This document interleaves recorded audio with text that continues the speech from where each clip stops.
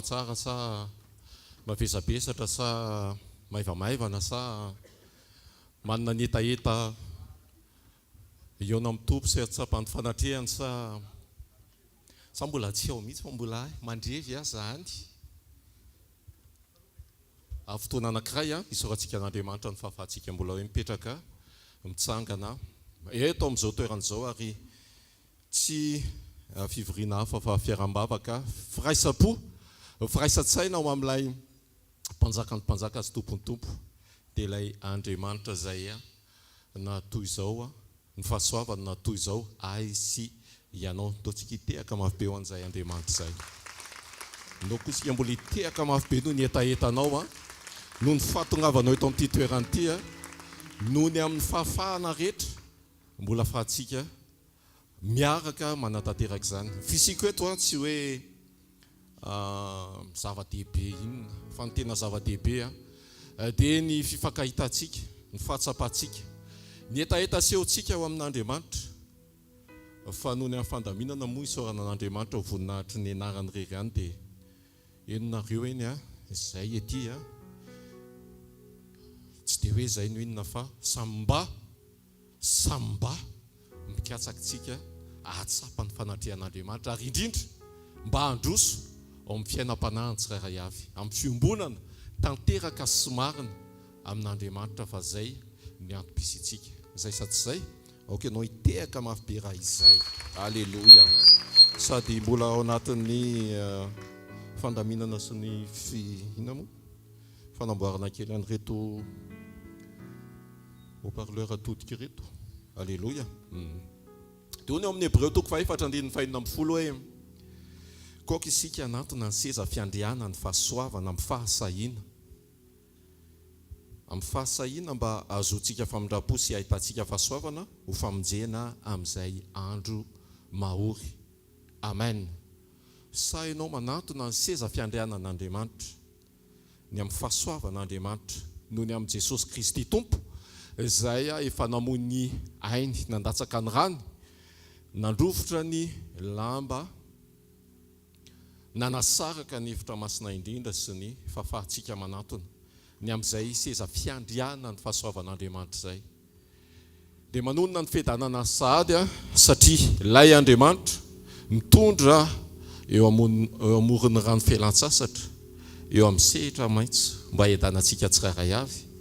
Noho izay Andriamanitra izay dia manonona ny fiadanana amin'ny anara maherin' Jesosy Kristy velona sy masina ary manan-kira avy any Nazareta. Amen. Ndao tsika hitsangana dia hivavaka hisaotra an'Andriamanitra. Ndao tsika hiditra amin'ny vavahady amin'ny fisaorana ary eo an-kianja amin'ny fiderana azy. Minao fa misokatra tsara ny fonao, mivonona tsara ny sainao. Atonoantsika izay mety vesatra, atonoantsika izay mety mampahory, atonoantsika izay mety nentina na mety tarazo tapaka izany amin'ny anaran'i Jesosy. Fa ao anatin'ny fiadanana tanteraka, ao anatin'ny fifaliana, ao anatin'ny fahafinaretana no anatonantsika sy andehanantsika eo amin'ny fanatrehan'Andriamanitra. Misaora an'Andriamanitra ny amin'ny fahavelomanao sy ny amin'ny hery sy tanjaka ny amin'ny fahasalamana, ny amin'ny fahafahantsika mbola mifankahita, mifampitazana, ny ahafahanao mbola manao croiser les bras, ny ahafahanao mbola mihetsika iny tanana iny, mbola mijoro, mbola mijerijery, mbola afaka mifantoka. Asandrato mivavaka ao raha eo amin'ny anaran'i Jesosy. Misaotra sy manandratra manome voninahitra anao eto amin'ity toerana ity indray izahay. Fa eto amin'ny moron-drano felan-tsasatra no hitondranao anay androany.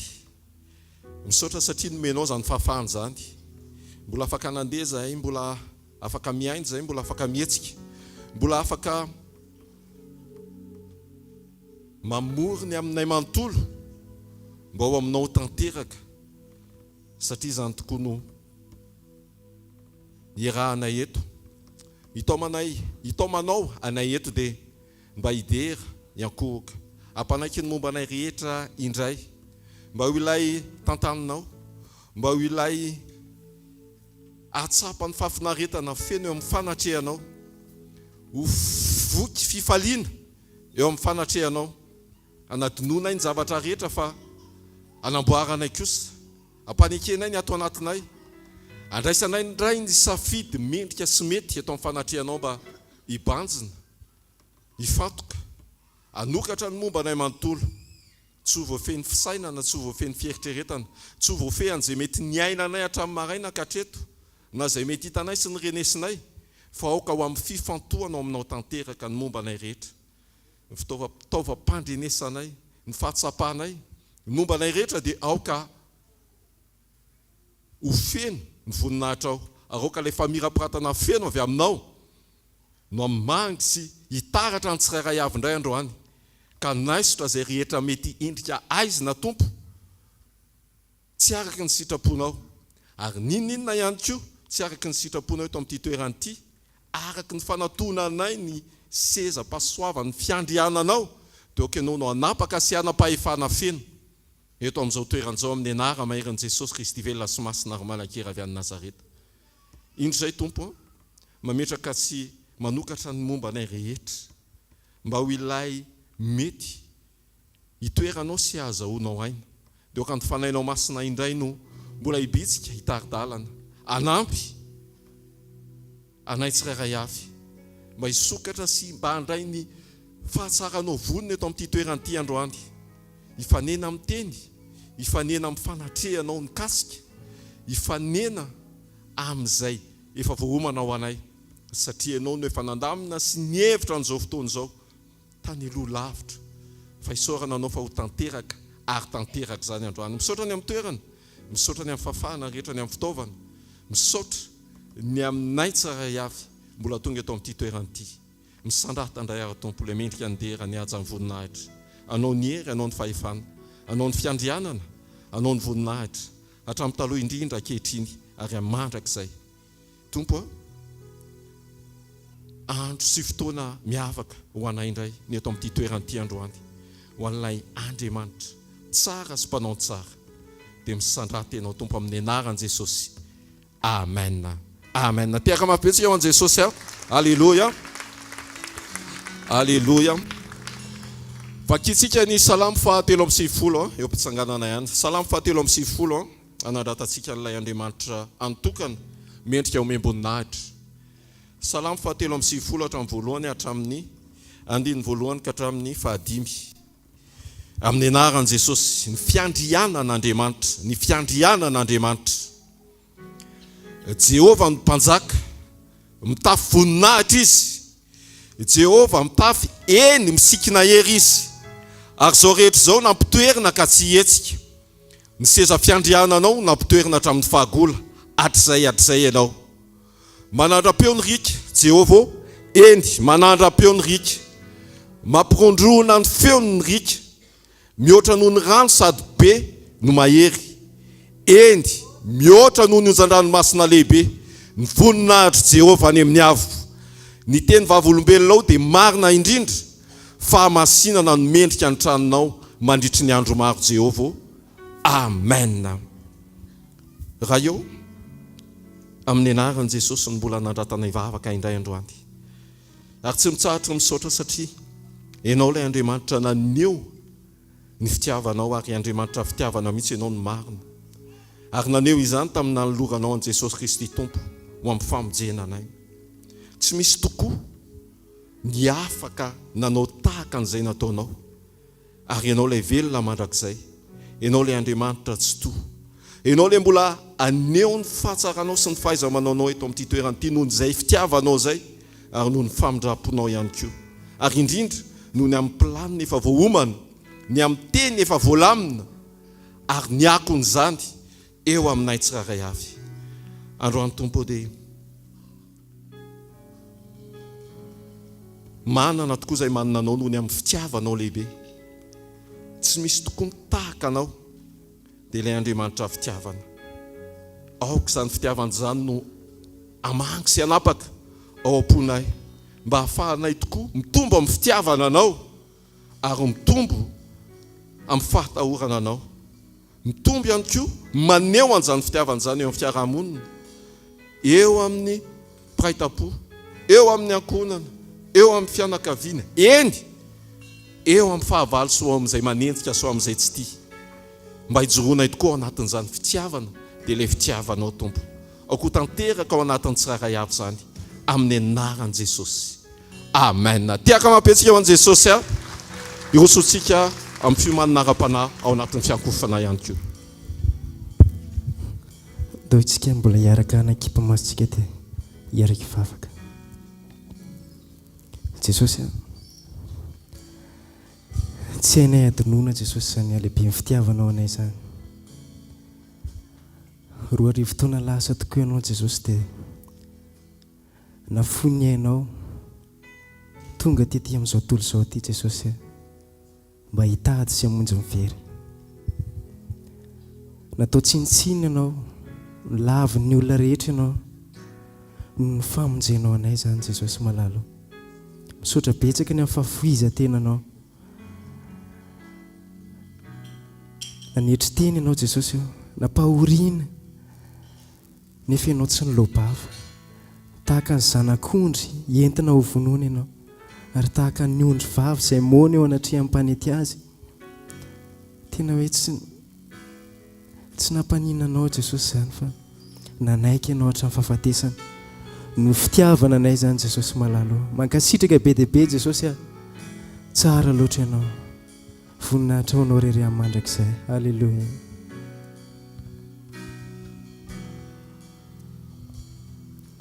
Fa tianao loatra hoe ka maty ho ahy ianao. Fa tianao mihoatra an'izao rehetra izao, tena fitiavana. Lazao hoe fa tianao loatra ao. Fa tianao loatra hoe ka maty ho ahy ianao. Fa tianao mihoatra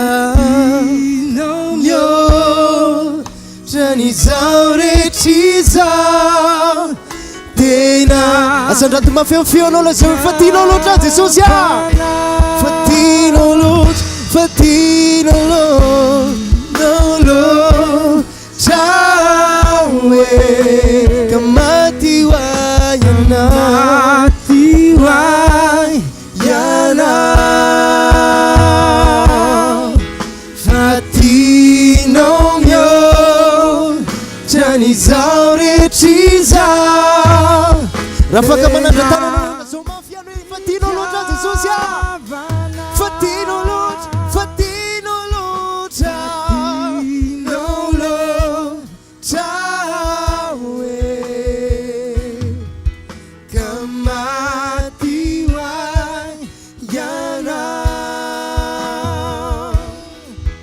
Fa tianao mihoatra an'izao rehetra izao, tena fitiavana,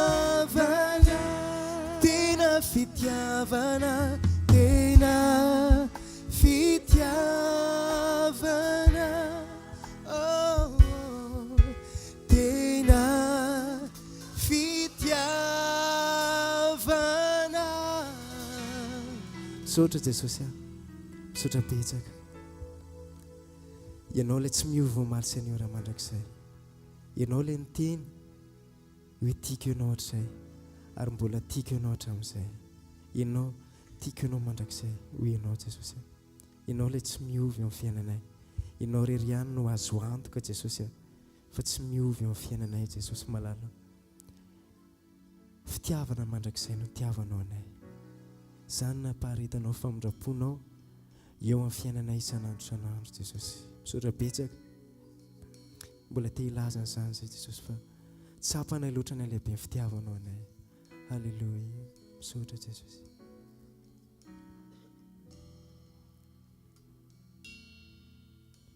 C'est Jésus qui m'a dit oui je t'aime.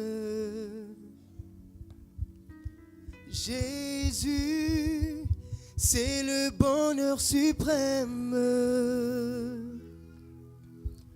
Je le suis même si je ne connais pas là où Jésus me conduira. Oh, c'est Jésus qui m'a dit oui, je t'aime. Jésus, c'est le bonheur suprême. Je le suis, même si je ne connais pas là où Jésus me conduira. Oh, yeah. C'est Jésus qui m'a dit oui, je t'aime. Jésus, c'est le bonheur suprême.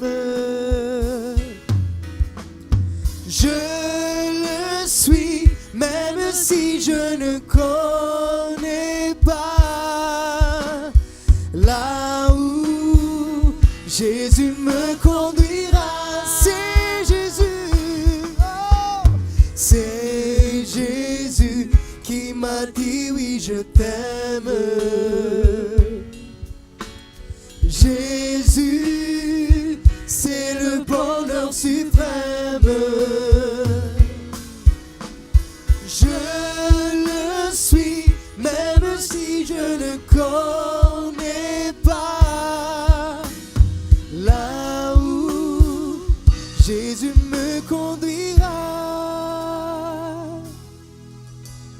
Je le suis, même si je ne connais pas là où Jésus me conduira. Amen. Jesus, sutra pizza. Androany tena tian'olotra vaovao indray zay ny fanoloran-tenanay ho anao Jesosy, ho anao reriany mandrakizay mandrakizay. Tia ny fonay Jesosy, atolotra eto anatrehanao, amboary ty feo Jesosy, ho tahaka anao, mba tena anahaka anao zay Jesosy, mba tsy ho kristiana saritsariny fotsiny, fa tena ho hita taratra Jesosy hoe zanakao zay. Amboary ny fonay Jesosy androany, amboary momba nay rehetra androany, manaiky zay no tefinao ho agnitsinao Jesosy malala. Misaotra Jesosy, alleluia. Amboary ao Jesosy, mba ho toanao, indrindra fa ity foko ity Jesosy, mora fanay sady be fitiavana, tsara sy mate o ty Jesosy. Ndao iary lasy amboary Jesosy, amboary Jesosy ny fiainako. Kafe noho ny fanahy, kafe noho ny fanahy, o tsara sy mendrika, ny fisainana sy ny fiteniko, engane Jesosy mba ho tonianao. Zao tenako izao, izao tenako izay, feno ty izao, indrindra fa ity foko ity Jesosy, no atolotro mba ho avaozinao, tsy anarabaraka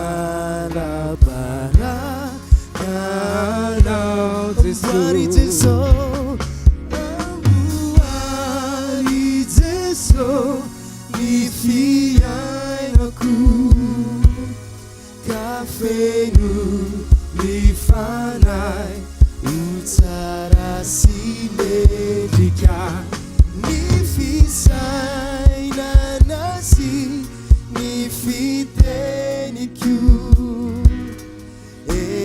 egane jesomba utuni ampitoero amiko fitiavanao ampitoero amiko ny fitiavana mba itiavako ny fahavalo mba itiavako ny fahavaloko Jeso ireo fomba ratsy zay ny aina soleo re Jeso solo re Jeso mba ho tena asanatomafefeonona zao amboary Jeso ny fiainako ka feno ny fanay ho tsara sy mendrika ny fisainana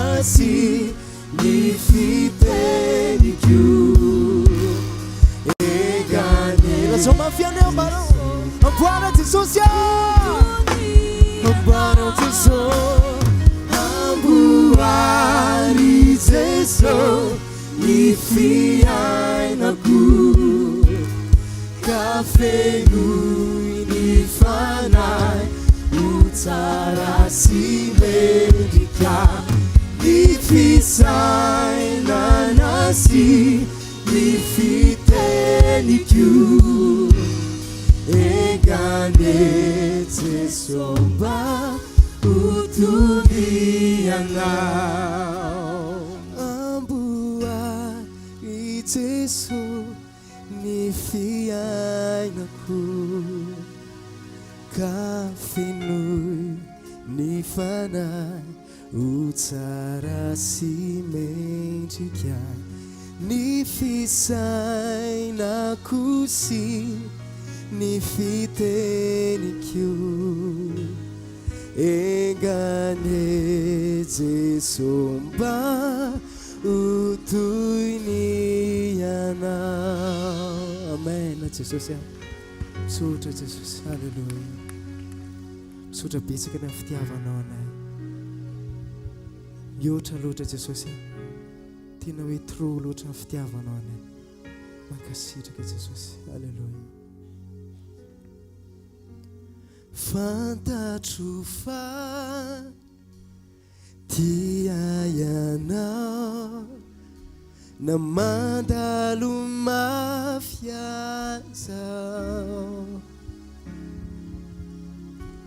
fantatro fa tia ianao tsy mafuyay ianao lazao hoe fantatro fa tia ianao Jesosy fantatro fa tia ianao na mandalo mafiazao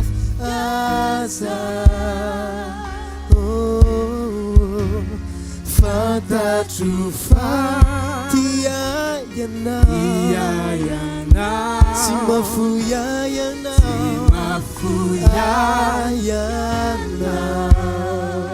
bero zay efa nolalovako bero zay efa nolalovako ny sedrany mafy teny aho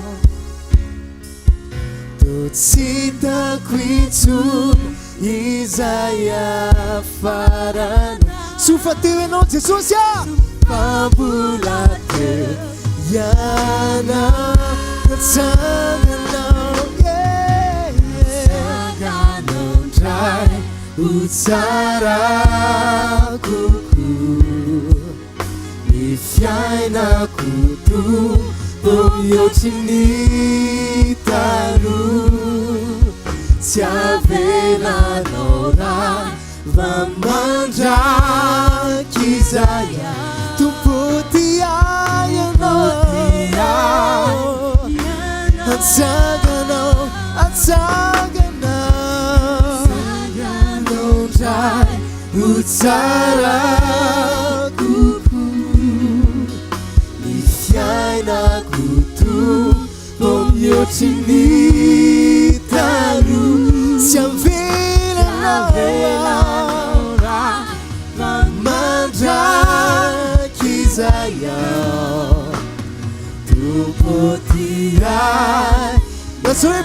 panarina fiainana ianao Jesosy panarina fiainana ianao panangana fiainana ianao fiainana ianao tsy misy tianao atao tsy misy zavatra tsy hainao atao tompomino anao ao tompomino anao ao panarina fiainana ianao panarina fiainana ianao Jesosy fiainana ianao tsy misy Jesosy tsy misy zavatra tsy hainao atao tompomino anao natsanganao atsanganao ndray ho tsara kokoa ny fiainanako tompo mihoatriny tsy avilanao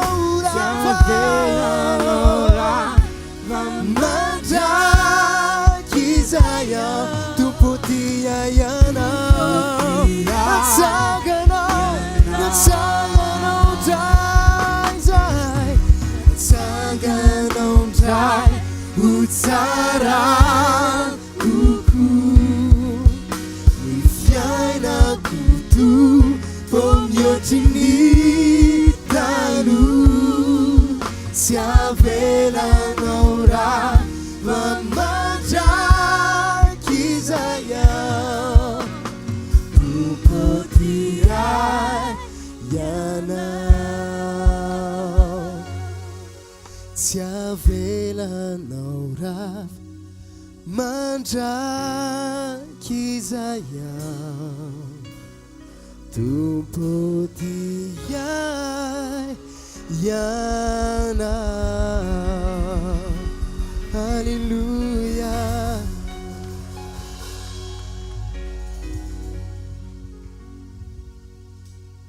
halleluja ataontsika hivavaka amin'izao fotoana izao tsy amelanao izany Andriamanitra raha mbola miombona aminy ianao tsy fataoko hoe inona ny zavatra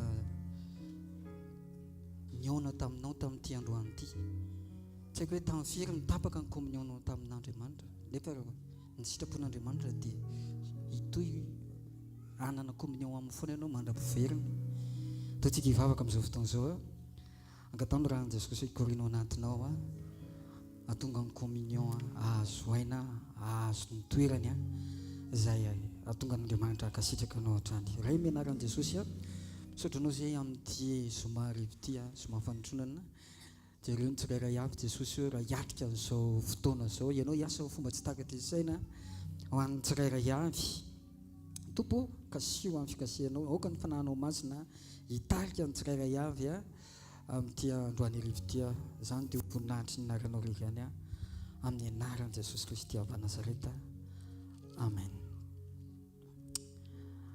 ny resantsika izao dia mikasika afaka mipetraka antsika tompoko mikasika ny fiombonana antsika amin'Andriamanitra efa aikintsika tsara fa Andriamanitra tsy olona mivavaka fotsiny tadavana tsy hoe tonga fotsiny ianao dia mamana w dia misy olona ahitana anazy dia eo amin'ny toerany foana dia tena fidèle mihitsy ny toerany io fa fanontaniana hoe tena miombona amin'Andriamanitra foana ve izy eo amin'ny plasy misy anazy io dia vao miala koa ve izy dia tafahombona foana any tokantrano ve izy dia tafahombona foana hoy ny kolontianina voalohany toko fa 9:7 hoe fa izay miray amin'ny tompo kosa dia fanaray aminy zany tsika zany dia raha tiatsika ho ray fanahy amin'Andriamanitra dia mila miombona amin'ny tsy miantotsika ahoana ny antonga ny fiombonanao tsy ho tapaka rehefa mifanerasera miresaka aminy ianao amin'ny alalan'ny vavaka ary tadavin'Andriamanitra foana zany jerentsika ny mijonona toko fa 5:15 hoe zao voaloboka iananareo ny sampany izay miray amiko ary izaho aminy dia mamobe izy fa raha misaraka amiko kosa ianareo dia tsy mahay na inona na inona.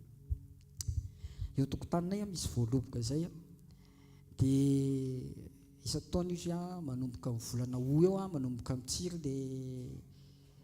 le fifelan'ny vaovao sy ny ohatr'izay. Dia ianao mijery an'ilay izy dia misy sampana eo mitambatra aminy eo fa tsy mba misy an'ilay tsiry le vo maitsomaitso kely vo moforo eny dia dominao kely ohatran'izao ilay izy dia tapaka ilay izy. Ilay izany ohatrany hoe tononona hoe voaloboka miray mitambatra eo aminy ilay izy fa tsy manana fiombonana amin'ny tena ilay voaloboka ilay izy. Antaontsika hitandronytsika sendra mba atsoina hoe kristianitsika, sendra mba efa nandray an Jesosy tsika, sendra tonga isanandro eto tsika nefa tsy manana ilay fiombonana an Jesosy. Satria ahoana izy ny ten'Andriamanitra koa miambena sy mivavah ianareo, miambena koa ianareo fa tsy fantatrareo ny ora sy ny fotoana, dia amin'ny fotoana atapahany fiombonana nefa tonga Jesosy dia mety ho tafakatra ve amin'izany. Fa raha mibebaka ianao mitendry hoan'ity mandinika amin'ny fiainanao isan'andro mijery ny fiainanao hoe inona ny toetra malaky mahazo anahy mahatonga ny fiombonana miombona tsy miombona tsy kilalao-jaza ilay izy. Marina tsika fa mila mianatra toe-jaza fa ilay fiombonana zany tena mila permanansa mihitsy satria fiambenana ilay izy. Na oviantsika miombona amin'i Jesosy dia tadio tsara tsika zany ilay vonina rehefa tsofina ny trompetra dia miakatra tsika amin'ny anaran'i Jesosy. Alleloia. Manomboka vao mandray an Jesosy ny olona dia manomboka ompony misy fanapahan-kevitra eo dia manampy Andriamanitra, ary rehefa manampy Andriamanitra dia tonga amin'ny fampiaken'ny fanamasina dia mibebaka ilay olona dia miova ilay olona. Fa raha toa maivana ny fanapahan-kevina dia misy nandray an Jesosy izy fa tsy tafahombona aminy dia mety tsy hoe tsy mivavaka tsony izy fa tsy tapatapaka n'ilay fiombonana amin'i Jesosy. Ry orinan'ny fiovam-pontsika, orinan'ny andraisana an Jesosy dia tokony anoka tena isan'andro.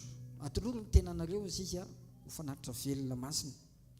Mila tokanao momba ny tenanao satria mety masonao no mahatonga ny fiombonanao tapaka, ny fiombonanao amin'i Jesosy ho tapaka. Ny sasany ny sofiny, ny sasany ny tongony tandremo fa ny momba ny tenantsika rehetra io dia misy ten'Andriamanitra daholo mibaiko azy. Avy io masonao izy tsy hijery zava-poana. Dia tsy haiko hoe inona ny jerenao zao farany tamin'ny telefoninanao. Avy io masonao izy tsy hijery zava-poana dia le sofina koa mila voaforo. Misy koa mafy sofina momba ny 5 sensantsika rehetrarehetra zany dia tokony hitahiry satria io mampiditra zavatra ao anatin'ny fotsika ao. Eo fa anaty orontsika tia koa ary dia mety mitondra fatafitohina takizany ohatrohatran'izay fa lasa mamperitreritra azy antsika. Ohatra zao ohatra mampiasa ranomanitra ianao zany dia izay ihany ny ranomanitra ampiasainareo mivady dia nandeha izy nandeha niasa verina vany izy misy déodorant hafa dia efa feritreritrana maloto zay nety le orona azonao le izy hoe taizako ny nazony zany izany tsifotsifotra nazy tany nefa tsy fantatrao fa mety misy zavatra nijerana dia mipika tamin'ny akanjo dia lasa hitanao le izy zany. Ianao zany mila mitahiry ny fonao madio, tandremo ny masonao, tandremo ny vavanao, vavamora manaratsy ohatran'izay fa zao nisy reny manapaka ny fiombonanao amin'Andriamanitra hoe dia io toetra malaky mahazo io mety avy amin'ny taranaka teo leo ny olona karazana fosa ohatra misy na ohatrohatr'izany na olona tia resaka ohatran'izany tsy haiko inona ny ampiasain'ny vava na mora mitendry azy dia ohatran'izany mihitsy izay ohatran'izany mihitsy ny fomba fiteny ratsy ny dadabe dia ohatran'ny hoe mitohy foana ilay izy. Fa ny tiako teny eo anatin'izay hoe andotsika hivavaka ando tonga dia hitsangantsika dia hivavaka amin'izao fotoana izao nininona toetra malaky mahazo izay manapaka amin'ny fiombonanao amin'Andriamanitra ahatonga anao tsiray amin'Andriamanitra dia izao no izy ho afaka ianao amin'ity androany ity satria taon-jaobily zao dia fanafahanao anao zany hitanao mahatonga lay mitapaka lay ina moa izy teo lay taom-boaloboka tsisy ninina misy seva zay ny anarany tsy haiko midikany amin'ny teny gasy fa seva zay mandeha any anatiny any ataoko hoe tandrindo fanamasina izy mampirain ilay izy dia manto foana izy dia tsy maninona ilay voaloboka fa rehefa tsy ampy an'izay ny dia tapaka ho azy dia tapaka ilay fiombonana dia tsy mamovokatry ny fanahintsika ndotsika hivavaka amin'izao fotoana izao Jesosy tena iriko mba tsy ho tapaka mihitsy ny fiombonako aminao amin'ny fotoana rehetra mitovy ny andraisako fiombonanao aminao eto sy izany tokantrano satria ny tokantrano no tena mifandray amin'ny ankonana amin'ny olona rehetra dia ndray any tapaka izy amin'ny vadinao amin'ny zanakao fa ianao mahay miazona lay fiombonana ary mahay mitondra ihany koa mahay misadapta ihany koa amin'ny dingana misy ny hafa mba ahafahanao mitahiry ilay fiombonanao amin'ny Jesosy sandrata mivavaka reny tsara indrindra mianaran'i Jesosy misotranao zay Jesosy ny amin'ny teny fa ianao voaloboka zay ny sampany dia zay mila miray aminao isan'andro ary rehefa miray aminao zay dia velona Jesosy sampana velona zay mamovokatry ny fanahy ahitana ireo natoranao ireo toetranao ireo maizy anao rehetra Jesosy amin'ity androany ity Jesosy nininona toetra malaky mahazo zay eo amin'ny fiainanay indraindray masonay mampiasa ny dira ny zavatra mety manapaka amin'ny fiombonana aminao ny sofinay momba ny tenanay rehetra manomboka amin'ity androany ity Jesosy satria taoana mpanafahana taon-jaobily zao dia afaka amin'ny lafiny rehetra zay amin'ny anaran'i Jesosy Kristy avy Nazareta misaotra ray eo mianaran'i Jesosy amen aloha tehaka mafy be ho an'i Jesosy tsika dia andray mpanompo Andriamanitra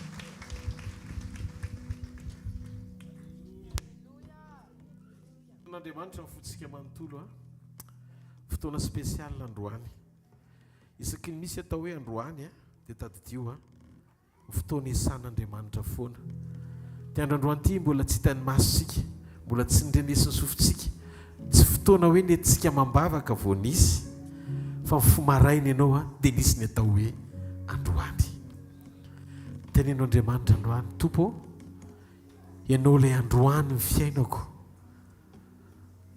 ianao ny rehetra amiko ianao nanome fofinaina sy tombonandro ianao ny miazona momba manontolo isan'andro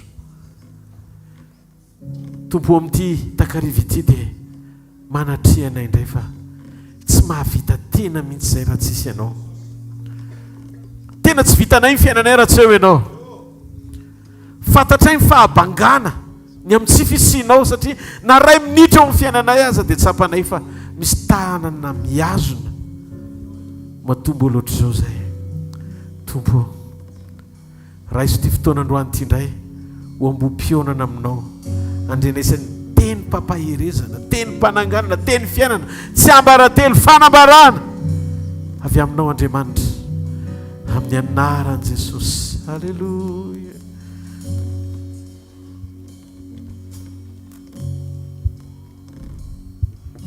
tsy mavita tena irery ao tompo familanao izao manontolo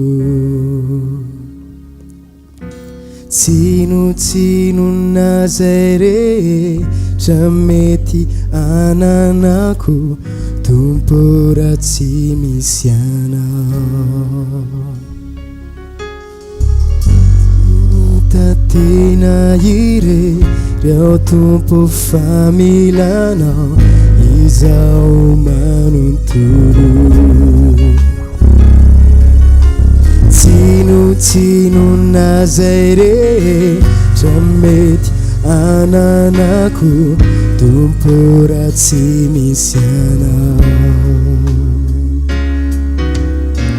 tsy natao hisaraka nanalavitrana fasangaly zay mety anjoay raha tokaninao zanao azaila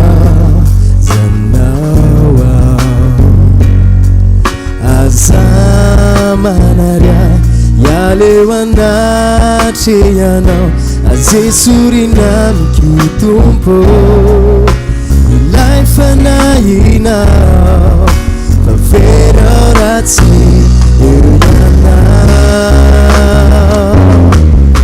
azaina zanawa azamanaria yaleo anatry ianao azesorina mikitompo ilay fanahinao fa vera ratsy eo ianao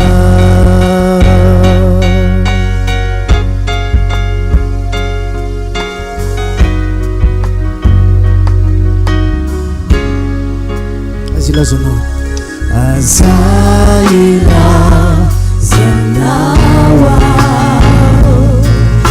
azamanayay yaleo anatry ianao azesorina mikitompo ilay fanahinao fa vera ratsy eo ianao azainao zanawa azainao zanawa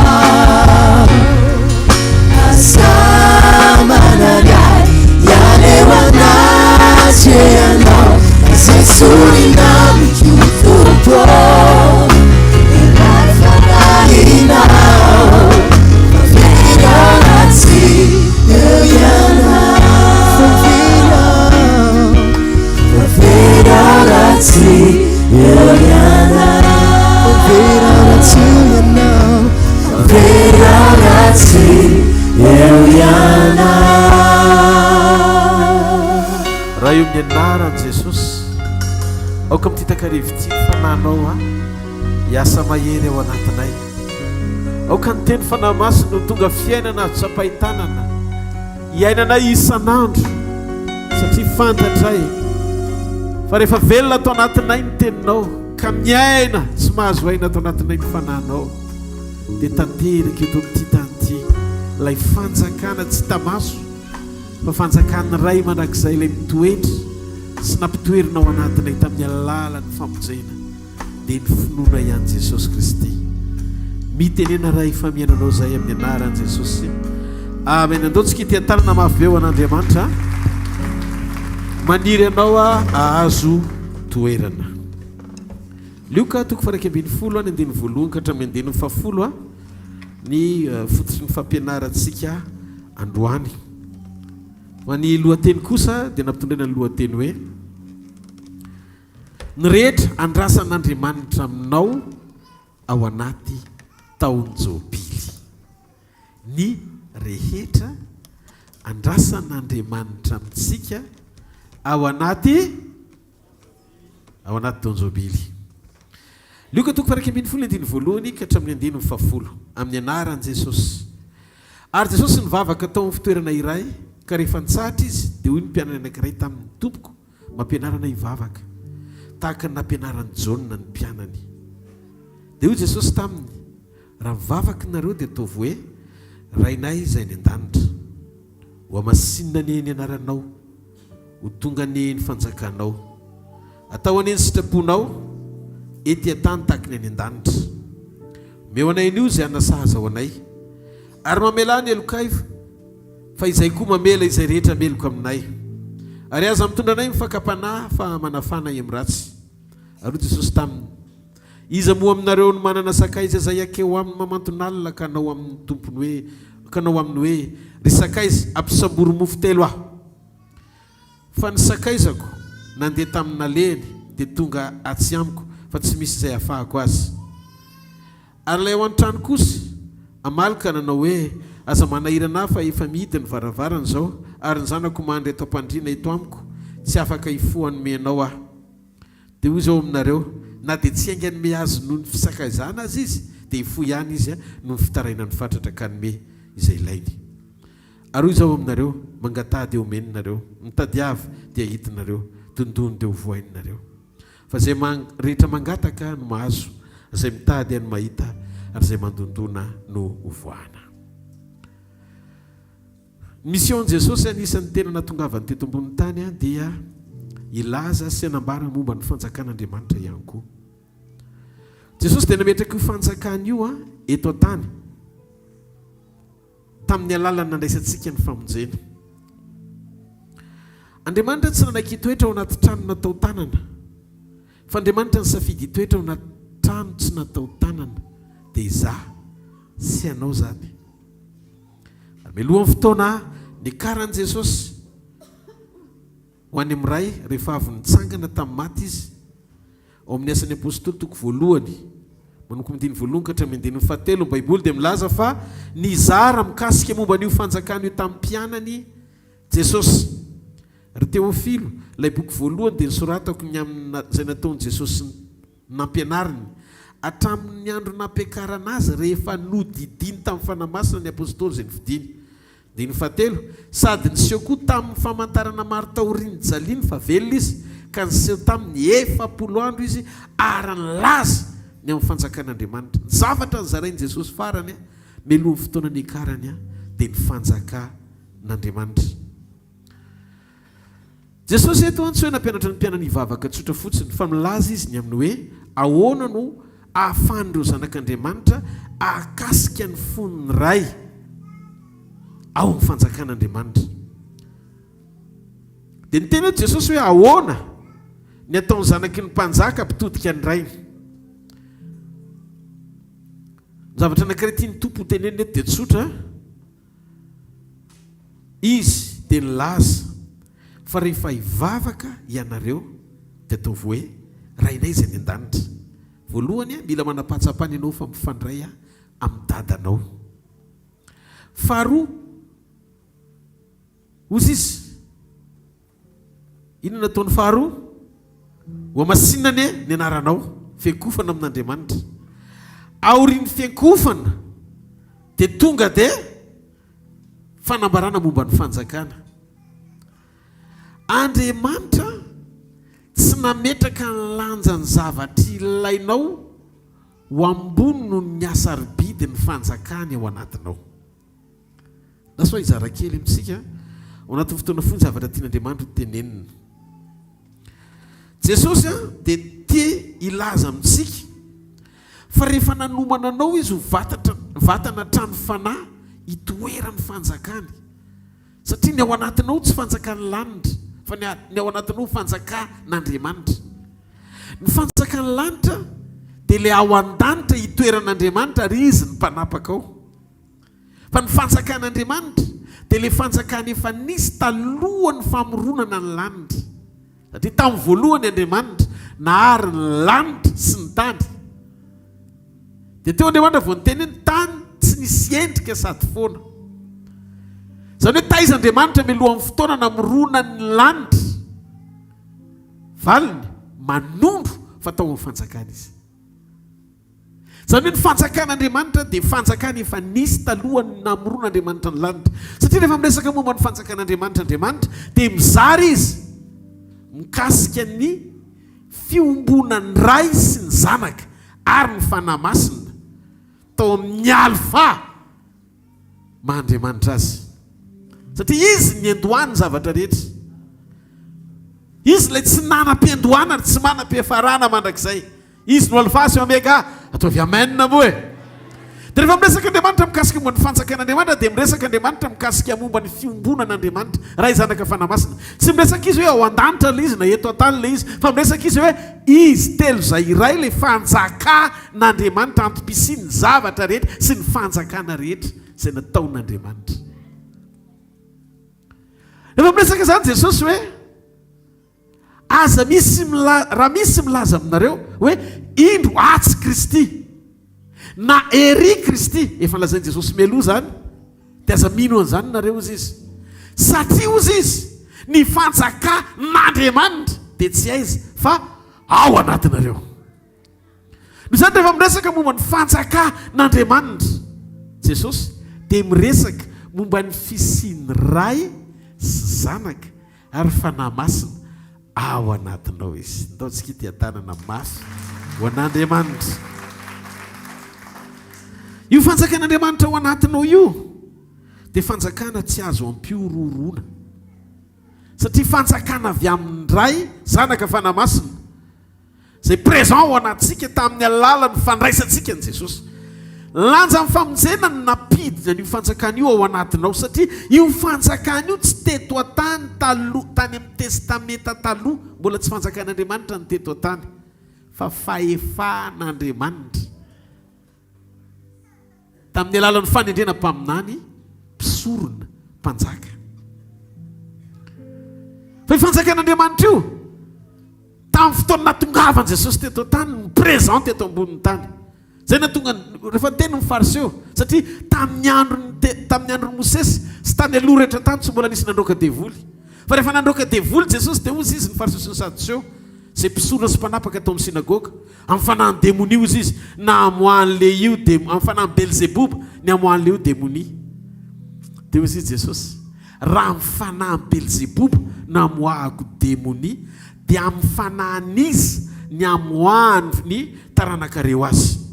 Fa raha ny fanahyn'Andriamanitra ny 19:20 Matthieu 2:20 no amoahako démonie dia efa tonga eo aminareo sahady ny fanjakan'Andriamanitra. Ny présence ny fanjakan'Andriamanitra no ahafahan'ny olona mikasika n'le fanahy responsable atao hoe devoly manakorotana amin'ny fiainana zanak'olombelona eto ambonin'ny tany.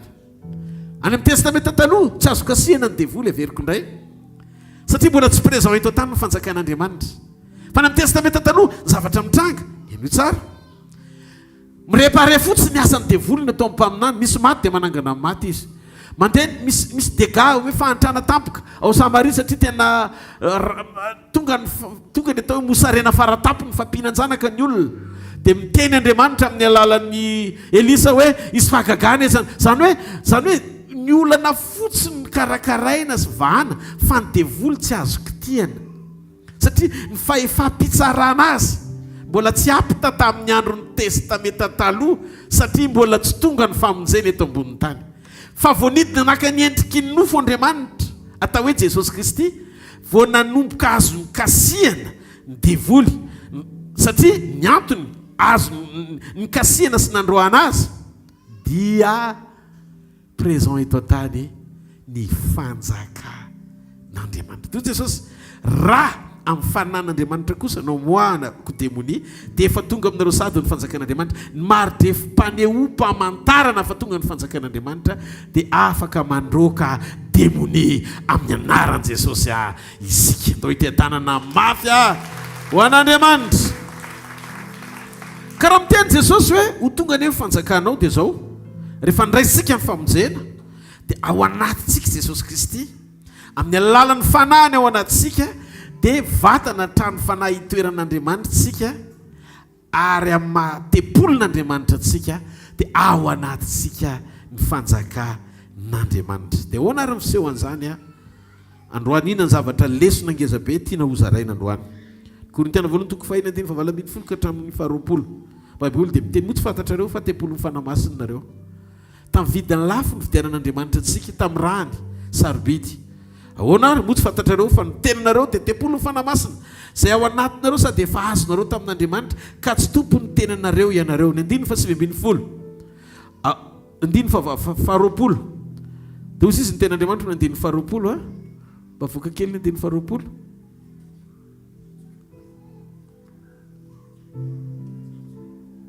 mela tsy ny fanitsoka ny fandeha nytoetrara 20 fa olom-bovidy ianareo koa dia mankalaza an'Andriamanitra amin'ny tenanareo.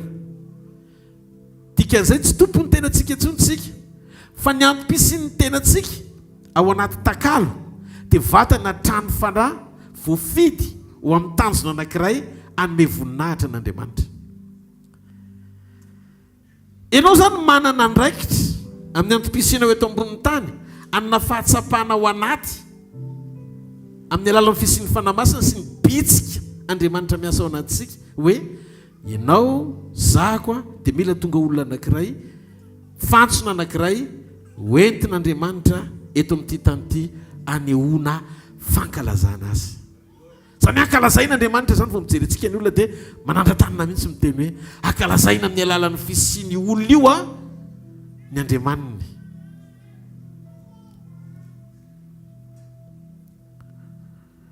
rehefa mpianatra mivavaka Jesosy amin'izay dia tafiditra tao le hoe ho tonga ny fanjakanao. Aorian'le hoe ho amasinina ny eny anaranao, aorian'ny fiankofana amin'Andriamanitra, dia tonga dia hoe ho tonga ny fanjakanao. Tsy mofo na famelan-keloka aloha fa fanjakana. Averiko. Tsy meo anay anio ny anina sahaza ao anay any aoriana. Mamela ny elokay any aoriana. Famelohan'ny famelan-keloka sy mofo fanjakana. Midika fa rehefa tafatoetra sy mifankahita amin'ny fanjakantsika dia ho amorain'Andriamanitra ny ambony rehetra. Zay mahatonga an Jesosy laza fakatsao aloha ny fanjakan'Andriamanitra sy ny fahamarinany, fa hanampy ho anareo ny ambony rehetra. Tonga ny fanjakanao milohan'ny anina sy ny fitahiana rehetra, fanjakana aloha. Dia teny Jesosy fa zay tsy hitan'ny olona eo aminao, tsy mahita ny fanjakan'Andriamanitra ny olona fenao hitany ety ivelany, dia mila azononao sy joronao tsara, satria fanomezana tsy nomena olona na fantatry ny olona rehetra na nampahalalana ny olona afa-tsy zay rehetra resy lahatra sy nino an Jesosy ihany. Jona 7:15-20. Hoy izy Jesosy, ao aminareo izy ny fanahy ny fahamarinana, zay fanahy tsy azon'izao tontolo izao ho raisina, satria tsy hitany na fantany, fa ianareo no mahafantatra azy, satria mitoetra eo aminareo izy ary aiza ao anatinareo. Dia ny fanahy ny fahamarinana zay tsy azon'izao tontolo izao ho raisina, satria tsy hitany na fantany, fa ianareo no mahafantatra azy, satria mitoetra eo aminareo izy ao anatinareo. Misy zavatra tsy fantatry ny olona fa nataon'Andriamanitra ao anatinao. Noho izany ny tombontsoa ho anao dia mamantatra izay zavatra tsy fantatry ny olona ao anatinao sy manome lanja ny fisiny eo amin'ny fiainanao. Miresaka momba ny fanan'Andriamanitra eto ny Baiboly, manambara momba ny fanjakan'Andriamanitra ny Baiboly. Amin'ny vavaka nampianarin'i Jesosy dia milaza momba ny fanjakan'Andriamanitra Jesosy mialoha ny zavatra rehetra. Diky fa Andriamanitra dia mizara amintsika ny teny fahamarinany ho tonga fiainana, ho tonga fiainantsika. Men'Andriamanitra antsika ny teny fahamarinana, men'Andriamanitra antsika ny fanahy ny fahamarinana. Ao anatsika misy herin'Andriamanitra. Io teny io rehefa raisitsika ka inotsika fotsiny dia tsy mitondra fanovana, fa rehefa miaintsika sy manome lanja ny zavatra lazain'Andriamanitra amintsika dia mitranga ho azy ny fanovana. Satria rehefa fantatra reo ny marina dia ny fahamarinana izay omen'Andriamanitra anareo, raisinareo sy iainareo ny manafaka anareo tsy ho andevo. Ny fanandevozana, ny faharatsiana, tsy fametrahan-tanana ny manaisitra azy, fa fahatakarana, ny fahalalana marina, ny tenin'Andriamanitra iainantsika sekentsika ho fahamarinana. Ao amin'io fanjakan'Andriamanitra io dia misy fahamarinana ianarana, misy zava-miafina tian'Andriamanitra seho, misy fandrosoana takian'Andriamanitra amin'ny zanany ho an'izay mangetaheta azy. Jereo ny Petera rehefa namaky Baiboly nijery ny mpianatra Jesosy 12 dia variana fa misy mpianatra anankiray tsy nanao ninina sy voatanisa mihitsy ankoatry ny ray mandeha ny fisehoana anaty Baiboly. Bartelomeo ny anarany. Jereo Bartelomeo tsy verina ny anarany hoe inona ny mba nataon'io lehilahy voatanisa ao anaty Baiboly, kanefa anisan'ny olona voatonona tao anatin'ny mpianatra 12 izy. Inona ny nahasamihafa ny Petera sy Bartelomeo? Petera nisokatra ho an'Andriamanitra. Samihafa ny fomba rehefa mijoro Jesosy, manao zavatra Jesosy, mampianatra Jesosy. Petera hita taratra mihitsy ny finoany sy ny fandrosoany sy ny fifoazany sy ny nanomboany. Ary ny fiarahany tamin'i Jesosy hita teo amin'ny Petera daholo hoe teto ny fahy, teto izy nandroso, teto izy tsy nety kely, teto izy nanao an'izao, teto Jesosy nitaky an'izao amin'ny Petera. Iny Petera nandeha teny ambony rano. Fa Bartelomeo ndre mandeha ihany nitako tena nitady concordance mihitsy dia nijery hoe inona natao Bartelomeo fa tsy isy voatanisa ao anatin'ny Baiboly naray azy. Jakoba sy Jona sy Filipo sy Bartelomeo, izy io farany io.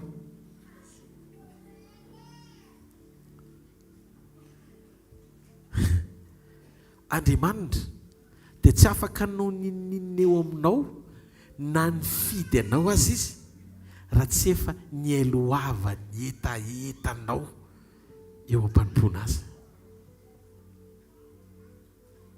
Raha tianao ny androso dia soro ny fahatsapana fa efa mahalala ny zavatra rehetra aloha ianao. azankinina amina elany maha kristianina anao dia tsy afaka ndray intsony ianao satria efa tapaizana tonga dia misy zavatra miafina ao anatin'izany tsy ny zavatra rehetra no hainao fa mandana miditra ho miteny bebe kokoa dia manontanian'Andriamanitra manontanian'Andriamanitra miaino ny fanamasina fa izy mpampianatra endry mandrosoa lalina fa eo amoron-drano pirina ny hitanao eo fa ny afovoan-drano lalina misy trozona any na tsy mino azy ianao ny olantsika dia zao rehefa mamaky baiboly tsika dia ohatra manana fahatsapana fifahintsika daholo manomboka amin'ny Genesisy ka hatrany amin'ny Apokalipsy misy prinsipa sy fahamarinana mila fantatsika ianarana ao anatin'izany hoe fanjakan'Andriamanitra zany satria ny fahalalanao an'izany no aneo fa mendrika soa ny fijoroanao rehefa piarinao amin'ny fiainanao zany fahamarinana zany ndona antsika hijery kely anisan'ny anankiray mampikiraika ny olona eto ambonin'ity tany ity anisan'ny mahafatifaty ny olona hitadiavany an'Andriamanitra zany atao hoe ho voatasy ambinina amin'ny zavatra rehetra zany izy tena tia ny olona zany raha voahetsotsika manomboka amin'ny tapabolana ohatra anangana seminaire angeza be dia ataontsika amin'ny ainao manjery rehetra eto Antananarivo dia ho afafitsika mihitsy ireo antoka sy teboka enina ampandroso ny fiainanao amin'niratra ry ahatonga ny fiainanao efara amina miliara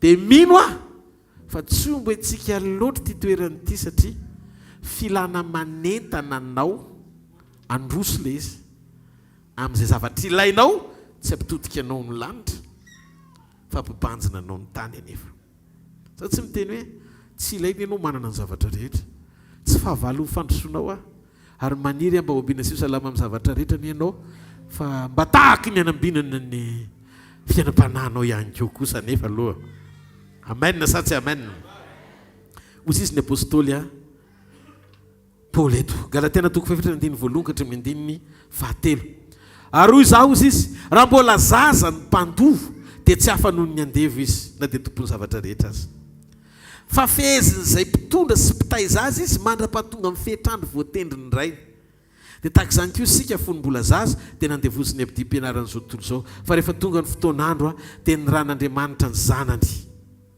nateraky ny vehivavy nateraky teo ambany lalàna eto baiboly dia milaza fa raha mbola zaza isika dia tsy hafa noho ny andevo na dia tompony zavatra rehetra azy sy mpandova ny zavatra rehetra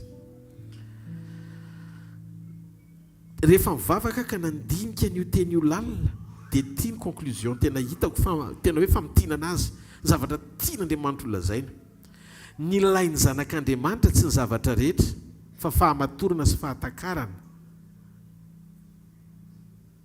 tsy afaka misitraka ny zo na droit ny zanaka raha mbola zaza izy hitanareo ohatra andeha taxi brosy ianao chauffeur ianao mahay mitondra fiara mahay mamily tsara mpamily fiara ianao dia mahay mamily tsara fa ianao tsy afaka hiteny amin'ilay fiara hitondranao hoe mety aty hoetiko fa tsy mety ny fitondranao satria tsy droit anao zany tsy zoanao zany fa zao ny tompon'le coopérative sy tompon'le fiara andehananao io mananjanaka izy folo taona io zana amin'ny folo taona io manana droit hitondra n'io fiara io satria fanana ny dadany saingy tsy afaka mitondra n'io fiara io izy amin'izao satria tsisy permis sady tsy mahay mitondra n'le fiara mbola tsy feno ny fepetra ahafahany mitondra n'le fiara dia teny aminao mitovy ihany le olona hoentin'le fiara tsy manana droit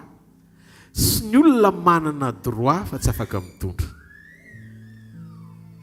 dia teny zany eto Andriamanitra hoe ohatr'izay mihitsy le sary antsaina tian'Andriamanitra apetraka amin'ireo zanak'Andriamanitra maro efa mahalala ny sitrapon'Andriamanitra Andriamanitra tsy manana tanjona mpitotototo anao hitady ny zavatra rehetra fa Andriamanitra ny andry ny maturité anao sy ny fahamatoranao ao amin'ny sitrapony mba hahafahany mananantoka mamotsitra ho anao ny zavatra rehetra efa anao ao amin'ny Kristy Jesosy hitanareo ahodikodyny devoly ny fisaina mpino hitovy amin'ny olona tsotra raha mbola tsy misokatra ny aty fanahin'ny olona alala ny programan'Andriamanitra ho azy na fatesan'i Jesosy anangana nao zanany andovany zavatra rehetra. Amen sa tsy amen? Noho izany efa anao ny zavatra rehetra. Fa zao tiany devoly hotsony izay fahamarinana izay amin'ny fampidirany ao anatinao fa tsy anao ny zavatra rehetra matoa mbola tsisy eo ampelantananao izay rehetra ilainao. Dia hozy izy Paoly, raha mbola zaza ny mpandova dia mitovy amin'ny andevo ihany. Raha mbola zaza hozy izy mmpandova dia tsy hafa noho ny andevo izy, na dia tompo ny zavatra rehetra azy. Zany hoe Andriamanitra efa nanomana anao hiaina ny fahatsarany zavatra rehetra izay nataony. Efesana 2:7. Ny Efesana 2:7 dia izy hoe Andriamanitra rahan'i Jesosy Kristy dia efa nitahantsika tao an-danitra amin'ny fitahim-panahy rehetra. Ny fitahim-panahy rehetra nataon'Andriamanitra ho an'ny zanany tsy mahareteka ao an'Andriamanitra. Isaoran'Andriamanitra rahan'i Jesosy Kristy tomponsika izay nitahantsika ao amin'ny Kristy Jesosy amin'ny fitahim-panahy rehetra any an-danitra. Ny zavatra rehetra ny amin'ny fitahiana sy ny toe-panaraka an'Andriamanitra dia efa nataon'Andriamanitra vonona ho antsika. Fa maninona ary tsika ny tsy afaka misitraka n'ilay izy, tsotra ilay izy, nanazava ny izy fotoana. Inona ny mahasamihafa ny Davida sy Goliata? Saoly, reo zany ny acteur principal ao amin'ny Samuela voalohany 7:20 raha vakitsika io teny ray manontolo. Inona mahasamihafa an'ireo olona anankitelo ireo sy ny fomba nampandresen'Andriamanitra an'ireo olona anankitelo ireo? Voalohany, Goliata vahoaka nanendry azy ho guerrier sy ho tena maramila amin'ny Filistina satria izy nigoavana indrindra sy mpiady mahery indrindra. Saoly, ranomason'ny Israely nitady mpanjakany na tonga an'Andriamanitra nanendry anazy ho mpanjakan'ny Israely sy nifidy anazy. Dia ndony antsika isainy Davida tsisy Israely nitomany fa Andriamanitra no nitady an'i Davida ho mpanjaka ny Israely. Zany hoe raha diky Goliata avy amin'ny vahoaka, Saoly avy amin'ny vahoaka, Davida avy amin'Andriamanitra. Inona mahasamihafa n'izy telo? Voalohany, Saoly sy Goliata guerrier, Davida berger. Ndray mpiady, ndray mpiandrondry. Andriamanitra rehefa andresy mpiady dia mitady mpiandrondry.